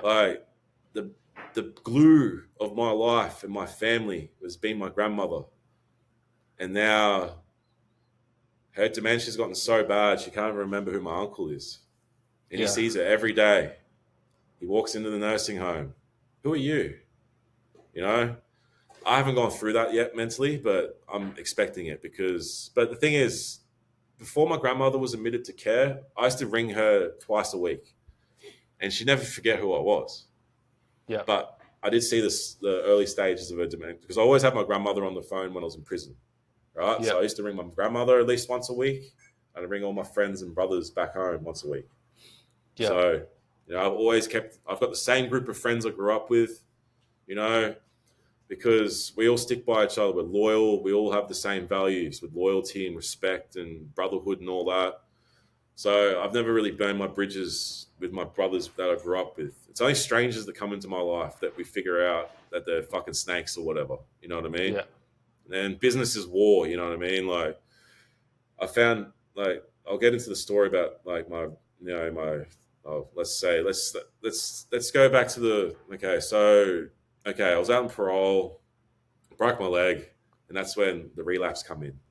Right, so I was hanging out with my dickhead buddies from jail again. They're all fucking doing dumb shit and whatever, and they're under surveillance by the cops. And then because my name popped up, the cops are like, "Ah, him. What the fuck's in?" Like they must have think that I'm fucking the mastermind or the brainchild behind everything because of fucking going to prison for all this money. So they're like, okay, why is it that every time that his name gets popped up, there's always some fucking crazy shit going on? Anyway, they put me under surveillance. They tried to pull me over one night, and I've fucking like I was already tweaked like on the meth a bit and painkillers and shit. So I thought I was getting pulled over to get drug tested. Yeah. But at the same time, I was also paranoid for my enemies as well because I had a lot of enemies at that point because I'd fallen out with a lot of people I used to criminally associate with at that point because I just didn't want to go near anything. And I got a couple of enemies in jail because of some prison politics and shit. So, I had the police pull me over in an unmarked car, and I thought it was a setup at the start. I thought, is this fucking enemies trying to do me with a fake cop car thing? Because I've seen that happen before. I've actually had one of my buddies get fucked up like that. Right. He got pulled over by fake cops and ended up getting fucking beaten half to death by fucking two people. They're fucking mistaken identity. Right. So I seen two men hop out the car that weren't in uniform. So usually when traffic cops pull you over, they got uniforms on. So they get pulled over by plainclothes cops. I wasn't taking any chances. And I couldn't fucking do anything because my leg was broken. So I'm like, yeah, I can't fight right now. So I took off. I didn't stop. Yeah. So I let them get out the car and walk up to it, and then I took off. And then they were in a turbo Subaru Liberty, right? And I'm in a Toyota Prado, and I got away. So I thought to myself, well, they didn't really try and chase me. So was it really cops? So what I've done then is, so what I did was I went straight to the service station. I wrapped my ankle monitor up in a big wad of tinfoil to stop it pinging the GPS signal. And then I started to make my way back home. And I get home, and then I live in this complex, right? And then as I'm pulling up, I've got the taxi to drop me off around the corner. So I went and ditched my car, parked in a quiet alley, called a cab, jumped in the cab, got him to take me to the servo. And then I've wrapped my ankle monitor in tinfoil, gone to my house, got him to drop me off around the corner. I'm sneaking up to the house. And then I'm in the garden out the front, sneaking up. And then I seen that Subaru Liberty coming out the driveway. And then a 200 series Land Cruiser right behind it, which will tell me it's detectives.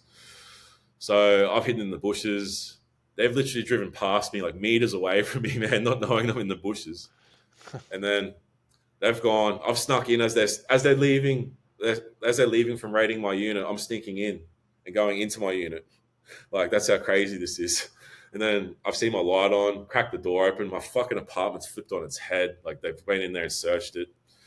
I noticed my laptop was gone, my steroids and my fucking, because I was taking steroids to make my leg heal faster, like growth hormones and shit like that. Yeah. BPC 157 and all that shit. Yeah. So I looked in the fridge, seeing all that was missing. I was like, oh, great. So drug possession. So they're do me for drug possession, blah, blah, blah. So my parole's revoked now at this point. And I just was in a fucking pursuit. So I'm like, well, I can play dumb about the pursuit and try and call the misunderstanding, but yeah, I'm not taking any chances. So I'm like, I'm cutting off my ankle monitor. And unfortunately for me, this is like peak of the COVID pandemic, right? So Darwin had been very lucky at that point in time, not being a red COVID, like having much COVID around. But as soon as I cut that ankle monitor off, there was COVID everywhere. I was like, fucking great. So I'm trapped in the Northern Territory, right? I can't leave because everyone's getting screened at the airport for their ID and shit because of that fucking COVID fucking passport that everyone had.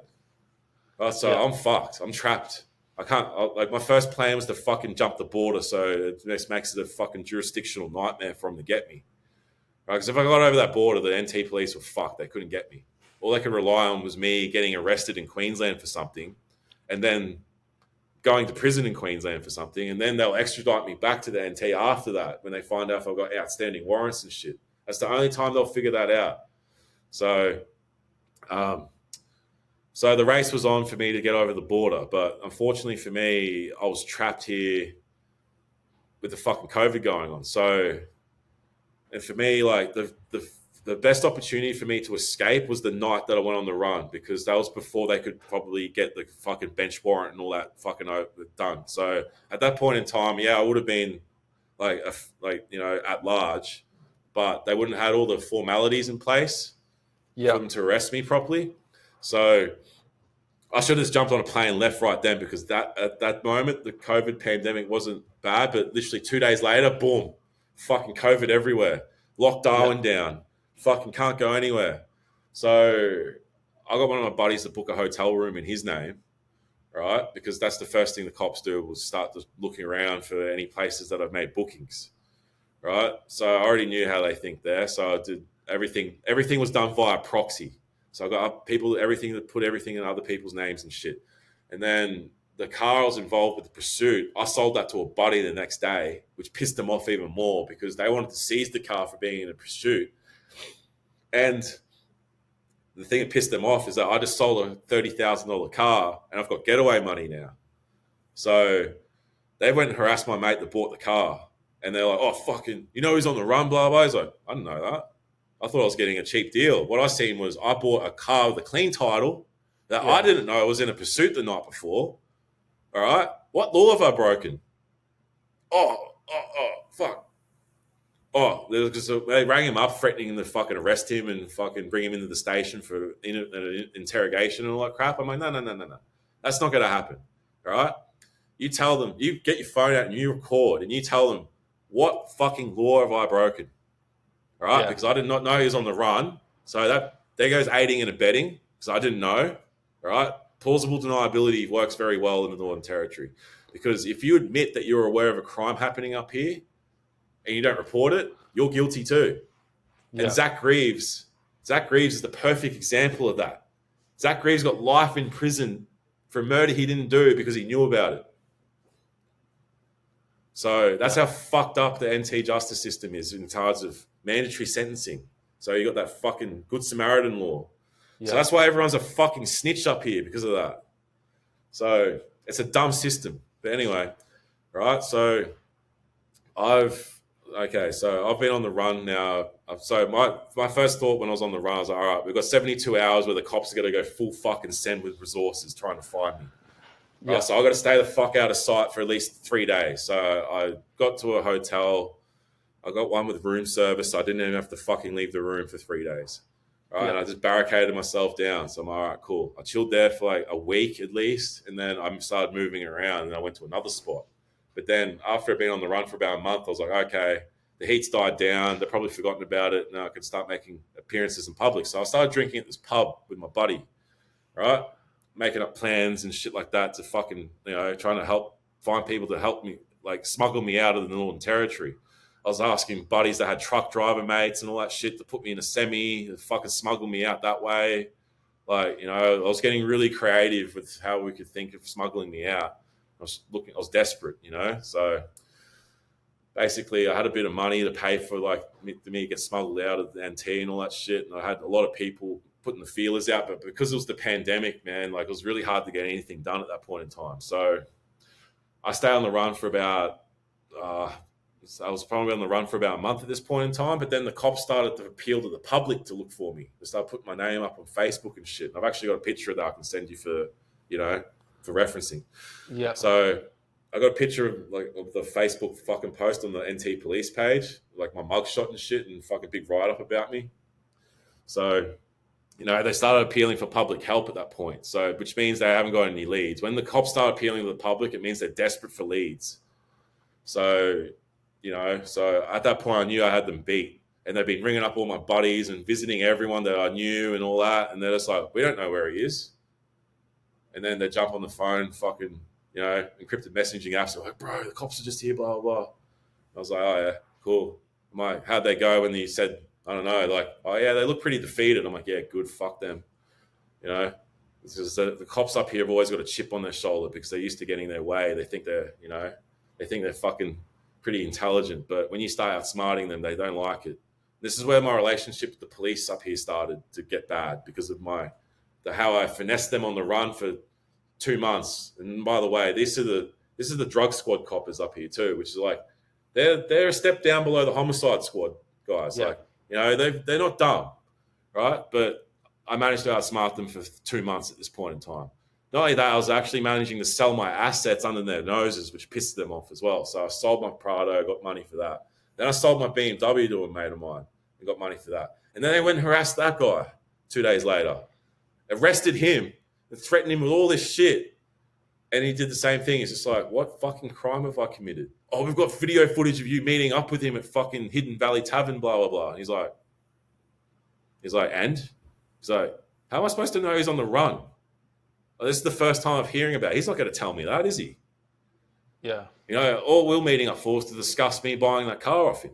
And that's it. So, I had to call my lawyer and get him to fucking fix up that situation. But yeah, the cops up here do try and take advantage of people being misinformed about how they can behave in confronting situations. Yeah. And their behavior while I was on the run started to get really fucking sporadic and illegal. And then by the time they actually arrested me, right, they fucked up really bad at this point. So yeah, how did you get caught? Okay, so I went home. I went back to this chick's place I was seeing, right, which was where I was living at one point. So it was one of my old addresses. So I've gone back there, right? I've been on the run about 2 months now. And I'd slipped through their fingers 3 times now. So they've come close and slipped through it. But at this point in time, I'm on the news every night on Channel 9 News, on the run, blah, blah, blah. Like the whole fucking city knows I'm on the run at this point. I'm getting messages from everybody going, bro, what the fuck? Like, what's going on? Like everyone was messaging me going, fuck, what's this, blah, blah, blah. So I got like every day I get that fucking mugshot sent to me, So the pressure was on. So I rang up I made the dumb mistake of reactivating my Facebook because I deactivated all my socials. It's the first thing you do when you go on the run is completely just fucking delete yourself off the internet. All right, let's not give everyone the guide. Yeah. All right, you got to completely go ghost, man. Like you got to change your phone number, everything, and everything has to be done via proxy. But if you want more advice on being on the run, follow my page and inbox me maybe. All right, so I've gone. All right, so I made the mistake of talking to one of my buddies on Facebook the night before and giving up my location to him. Right, and he's the same guy that had a listening device in his car, started all this shit, right? So he's like, oh yeah, bro, where you been, blah blah. He's like, where you been thinking? I'm like, I'm back at my old place. He's like, what? You're there? He's like, you're crazy. I'm like, I'm only here for one night and I'm taking off. He's like, oh yeah, sweet, blah blah. And then he goes and jumps in his bug car, rings someone up on an encrypted app, right? And thinking he's had an encrypted phone call, fucking blah, blah, blah. And the cops are listening to everything. Yeah. And then they fucking find out that I'm fucking at my old place. So the next morning, a fucking, 4 cars deep full of detectives go there in the morning. Like I've literally just gone out to tie off some loose ends, right? So I went to go back to take my key back for the apartment, the accommodation I was in because I was hiding out of town somewhere. Yeah. Right. So I've gone to take the key back for that. I went and bought more clothes and more makeup and shit to cover up all my fucking tattoos and fucking really go incognito. I bought a big fat pair of aviators and a nice COVID mask to really cover my face so I could just cruise through the airport. All right. I had this all planned out, right? So I already had my flights booked with Qantas and they got online check-in, so you don't have to go up to the check-in desk. I was literally just going to wait for the last boarding call, slip through the cracks, jump straight on the plane, gone before anyone notices. As soon as I was in Queensland airspace, I was fucking free. But unfortunately, they got the drop on me at the fucking 11th hour. I've come back to my place to pick up my bag because I put a load of washing on and shit like that to pack my bag. I left my duffel bag in there, right, which had my getaway money in it and my fake IDs in it and fucking my ice pipe in there and fucking all God knows what else I was doing on the run. And a bag of I had a bag of cocaine in there as well, I think. That was still there. But I've gone out to do all these tight loose ends, and they've come back with an arrest warrant. All right, so they made admissions in their statements that they went there with an arrest warrant, arrest target, arrest warrant. Right, and because the drug squad is so used to fucking kicking doors in and fucking searching the contents of houses, right? They've gone there, said on their statement, cleared the house, right? Which means they've checked and seen that I'm not there, all right? And then they started interrogating my fucking interrogating the chick I was fucking seeing, right? Saying, where is he? Blah, blah, blah. At that point in time, they got no idea that I'd been there, right? But then the boss of the drug squad, right, decides that he can just start walking through the fucking house and searching it.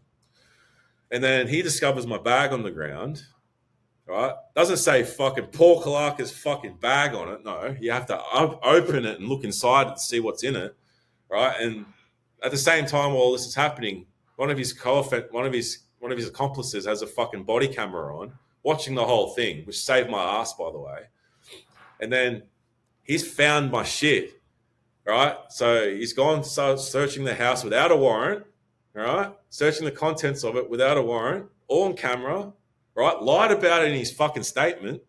And then they've cut the camera off. They realized they were recording. They've cut the camera, restarted it again, saying, oh, you hear them in the background go, oh, fuck, we need a 120B search warrant. Can you get one? Blah, blah. Like you hear them whispering in the background. And then they cut the camera. That's what saved my ass too.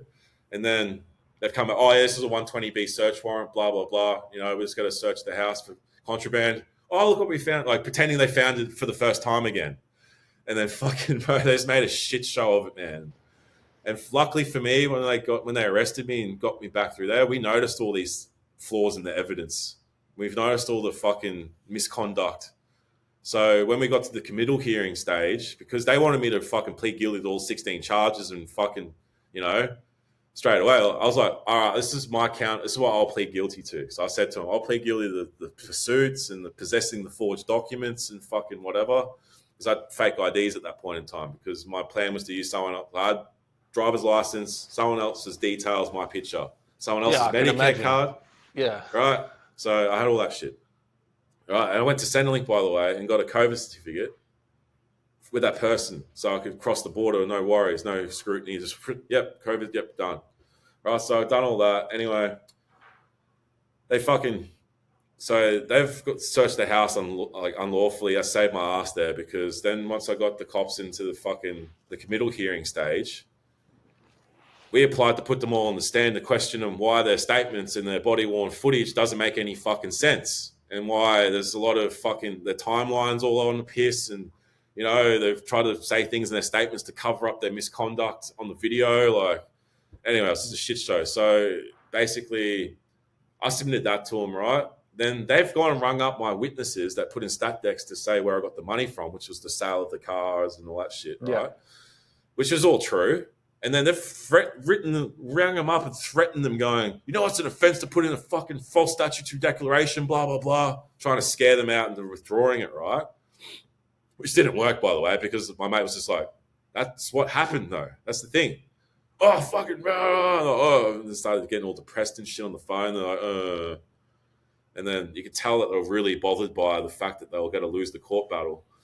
And then the next day, the prosecutor adjourned it for 24 hours. That's where all the cops rang up all my witnesses and fucking threatened them and all that crap. They all just laughed at them and fucking, like, it happened, man. Like, there's MVR records and shit. Yeah, like, that's exactly what happened. They're like, Anyway, fucking, that happened. The prosecutor comes back with his tail in between his legs. He's like, oh, yeah, we formally seek to withdraw 16 charges and we accept the defendant's guilty plea for the pursuits, blah, blah, blah. So they had to drop so what happened was this, right? Where the pursuit happens, like there was allegedly, they found something someone handed something in that had been fucking found on the ground. The pursuit happened, right? So, you know, that's not mine. Like they think that something that was fucking randomly found on the ground there was mine.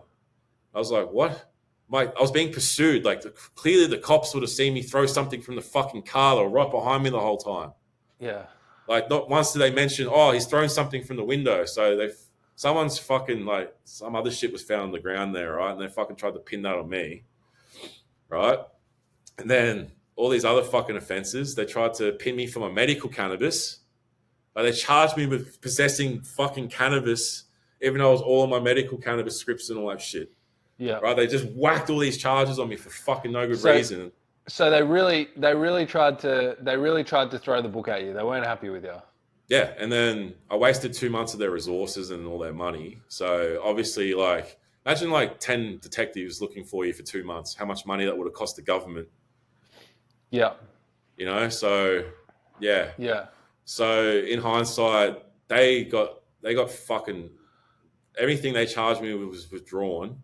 I gave the prosecutor a deal to go, look, you got to get something out of this because, you know, I'm sick of being on remand while I'm waiting to reapply for fucking parole again, right? Because when you go in for a parole revocation, you can't apply for parole until 6 months after your court matters are dealt with. Yeah. So they're trying to drag out this fucking remand part for ages, knowing that it's going to take me 6 months to go for parole again after that. Yeah. So they dragged it out for like 8 months and then finally withdrew all the charges and then fucking, yeah. So I ended up having to serve 18 months for like some traffic offense. So like I got sentenced to 6 months prison time served right while I was on remand for the fucking pursuits, but they squeezed nearly 18 months out of me. Yeah. And then doing time again in that 18-month period was fucking tough, man, because it was the COVID pandemic. All my brothers I did time with had moved on and they're gone. So I was kind of alone and isolated there.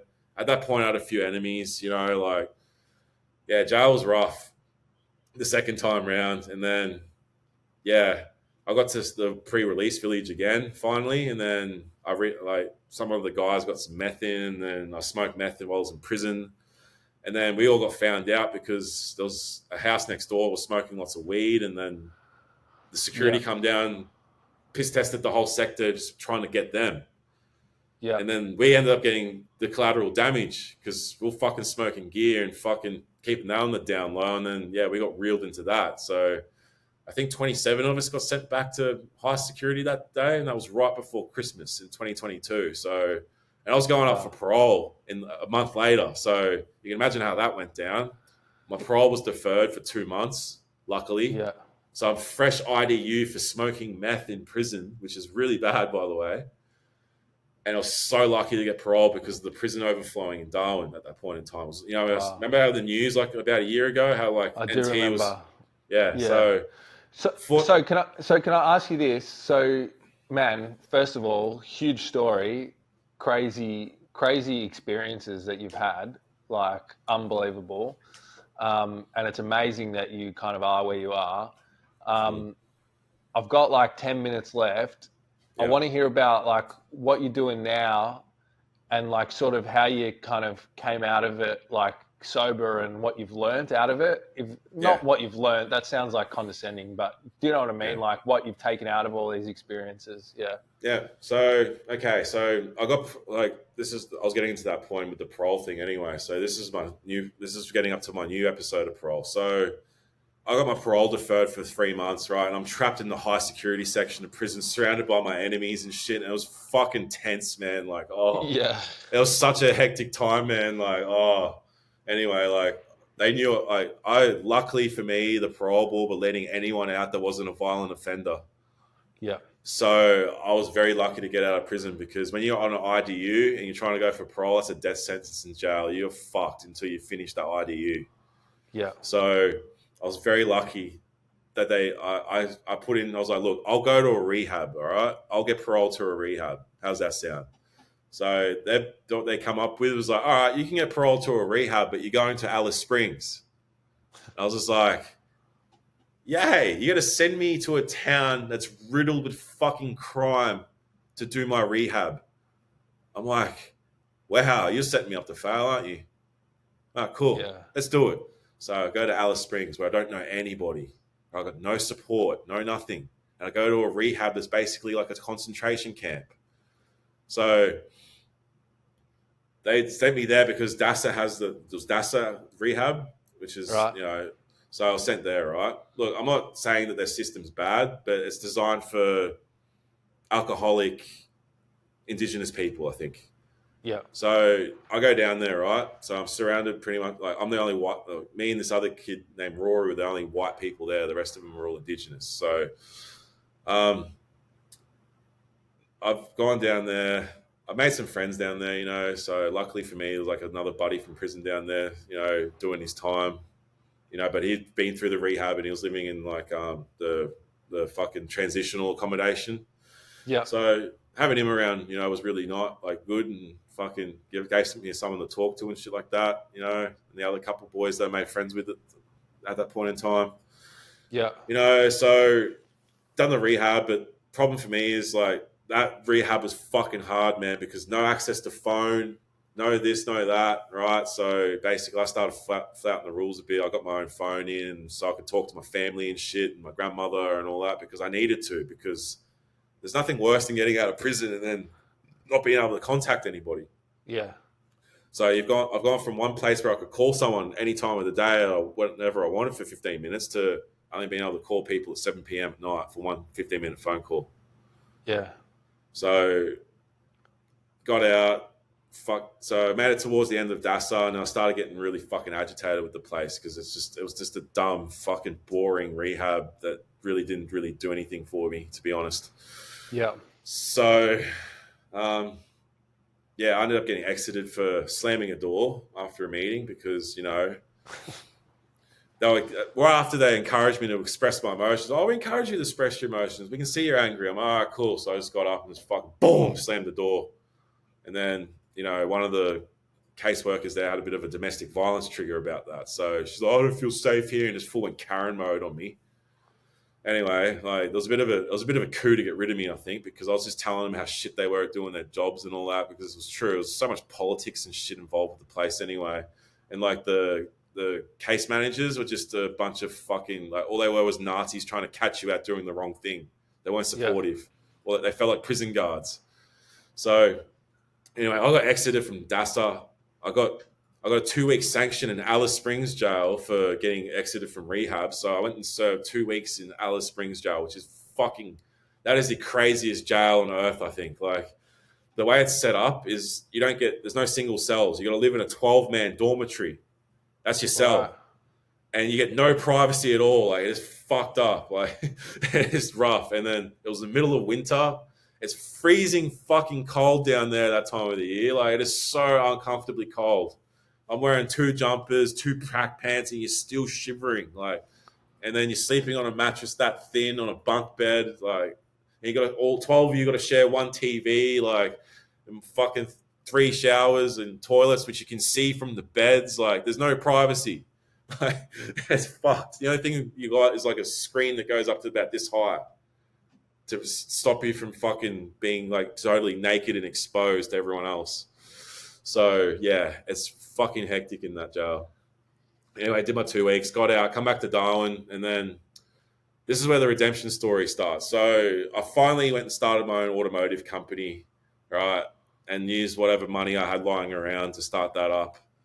So I've got a lot of money in cryptocurrency because I was fucking around with that shit probably back in 2015. So I bought a lot of Bitcoin, and luckily for me, Bitcoin is very expensive now. So that's where a lot of my wealth has come from. So, you know, so I've invested my money wisely and started a business, and then, you know, started that up, started building that up, and it's actually a really profitable business. It's turning over about $15,000 a week, maybe 20 on a good week. You know, so, you know, it's only just 2 of us working there. And what do you do? Like a mechanic, or you flip cars, or? Yeah, I buy cars from the auctions, you know, nice and cheap, bring them back, tidy them up, fix them, and then sell them for a decent profit, you know? So I've seen in the NT, there's like a big thing of people, I think it's people stealing cars and then just like leaving them fucking in the middle of nowhere. Does that happen a lot as well? Oh yeah, vehicle theft up here is ridiculous. But vehicle theft is bad around the country as a whole because kids know they can steal cars and get away with it and get a slap on the wrist. Yeah. So that's what happens there. So I do buy a lot of stolen, recovered cars that have been in that situation, and then you see the ones that the kids have stolen and wrote in like Jovi Boys or Palmo Boys, like in texture on the roof, or wrote "fuck" scratched it in the car or something stupid like that. So like they just steal the car, joyride it, they maybe stack it, and then they ditch it. So the car's just been run up a gutter or ditched or crashed into like a fucking like a irrigation culvert or something. So. Yeah.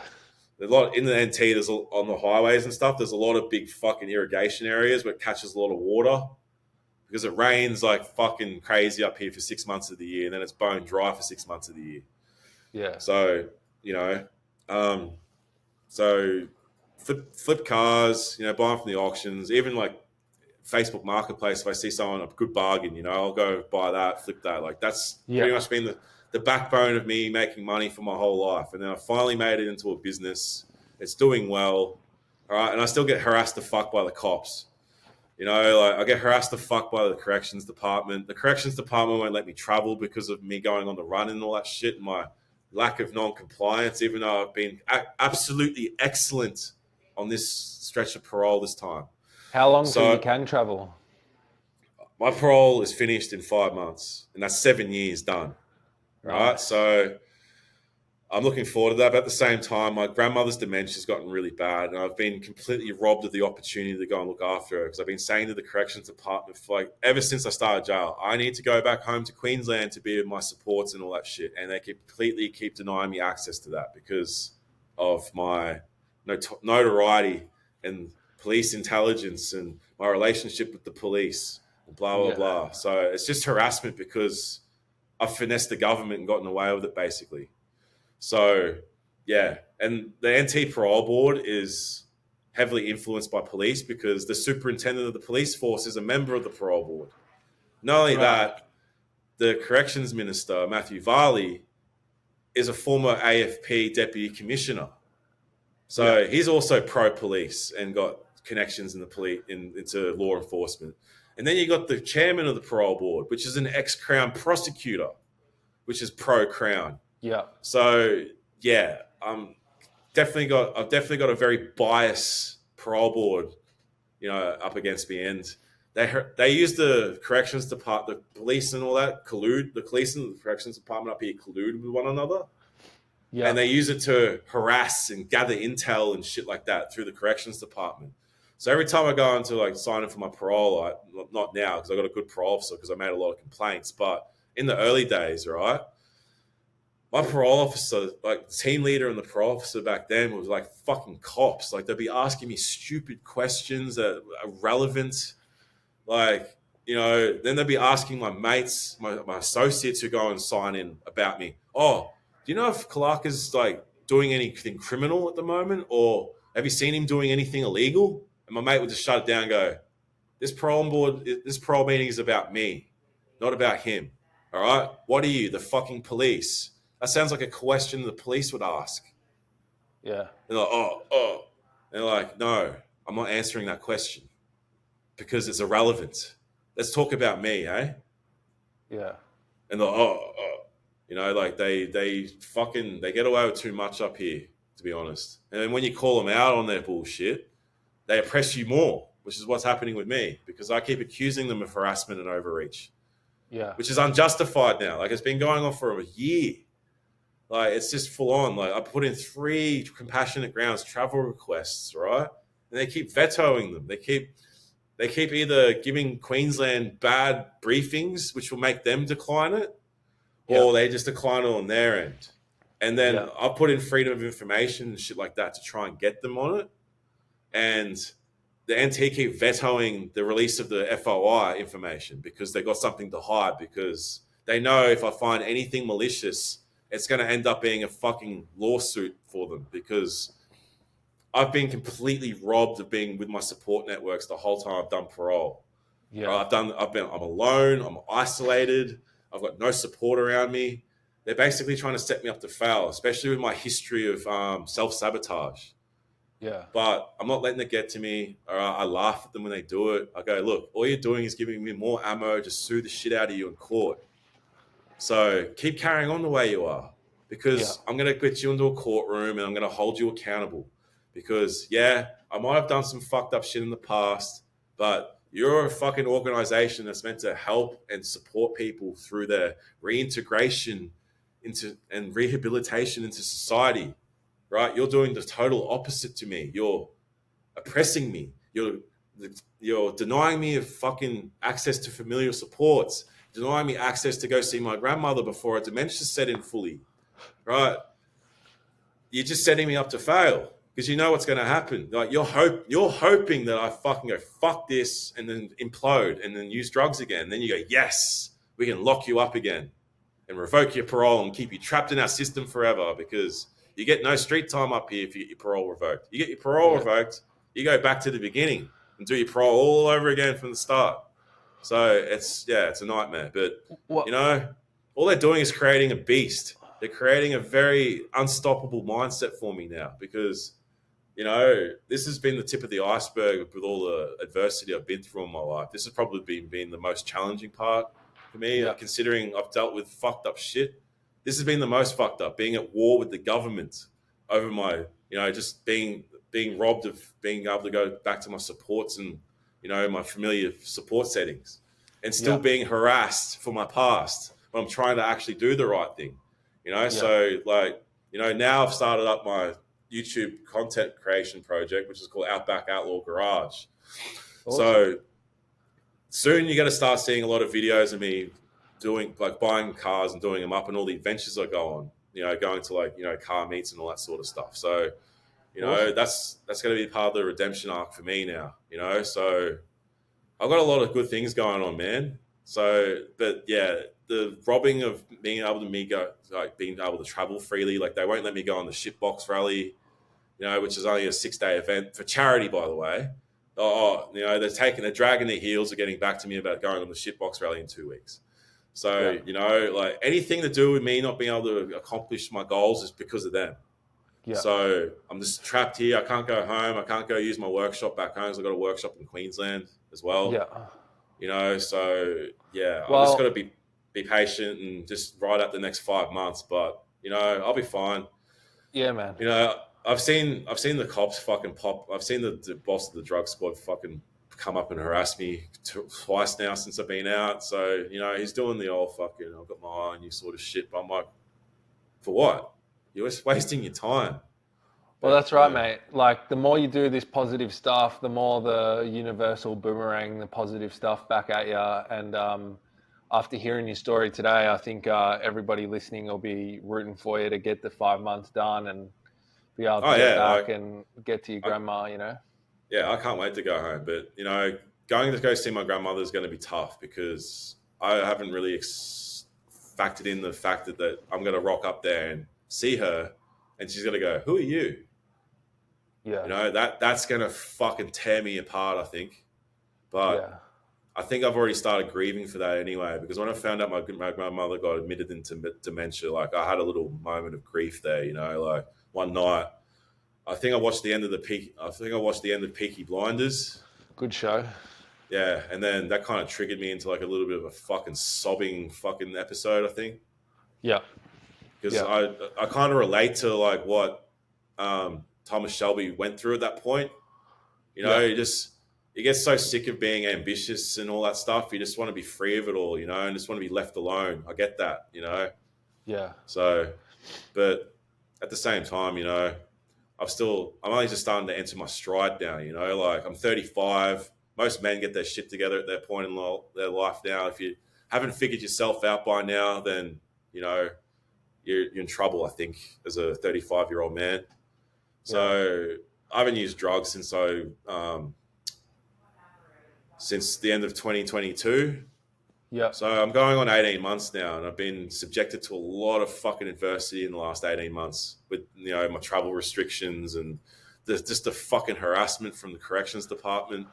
Yeah. You know, and they're trying to justify, oh, you've got a history of non-compliance. I'm like, you're just still mad at me for going on the run for 2 months and finessing yous and, you know, evading you and all that stuff. Yeah. You know, that's why you think I'm a high risk. Yeah. Well, the thing is, though, like, when they gave me parole, I was dropped off at the airport with no ankle monitor on, no supervision, nothing. I could have just jumped on a plane and left. That was the opportunity Yeah. to do it. But no, I flew to Alice Springs. I I got to Alice Springs. No one was there to pick me up, by the way. And then I called the Alice Springs Corrections Department. I'm like, do you know that I'm coming today? Like, oh, is that today? Oh shit, sorry, fuck, blah blah blah. I'm like, what the fuck? Like, I'm like, wow, like how unprofessional. And then they cry to me like, oh, you've been non-compliant. I'm like, well, you sent me to Alice Springs with no ankle monitor, no one to pick me up at the airport. Like, there's two opportunities there. I was at an airport. I could have gone anywhere in the fucking country because I had money to buy a ticket to Yeah. go anywhere. Like, but oh Man. no, you can't travel to Queensland to see your sick grandmother because you might run away. I'm like, right. Every time you've given me an opportunity to do something like this, I comply and come back and being pretty transparent. But whatever, because I went on the run once. Oh fuck you, So it is what it Man, is. as I said before, you've dealt with a lot of adversity. Everybody will be rooting for you.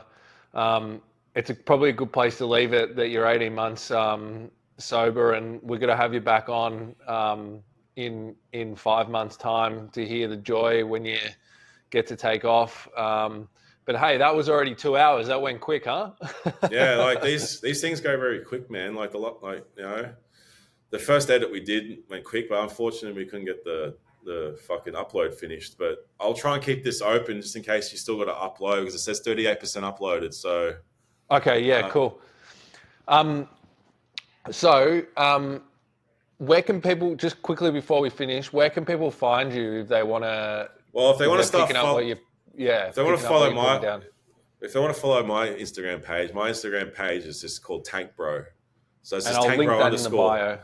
Yeah. Right, because my nickname's Tank. So I drive a tank. Everyone calls me Tank because I got an unstoppable mindset. So that's our Outback Outlaw Garage. It does have an Instagram page at the moment, but it's just outback.outlaw.garage.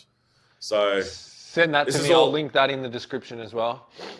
So I'll have content coming up soon for that as well. So if people like watching car restorations and adventures around cars and all that sort of stuff, and watching a car get rebuilt from pretty much dragged out of the long grass, been sitting there for like 10 years, and watch it get fixed up, and then turned into something that can go to a motorsport event and throw down, or do a shitbox rally or target Tasmania and all sorts of things. So they're the things I'll be doing. It's basically like the best parts of Top Gear or the best parts of like the other show called, Roadkill. The best parts of them were always the car adventures they went on. So not only that, it's just like about the mindset, being an advocate for other people going through the same thing I'm going through, being an advocate for kids, trying to lead them into more into like having like a hobby to keep them away from doing crime sort of thing, teaching kids that crime doesn't pay because you just get harassed forever.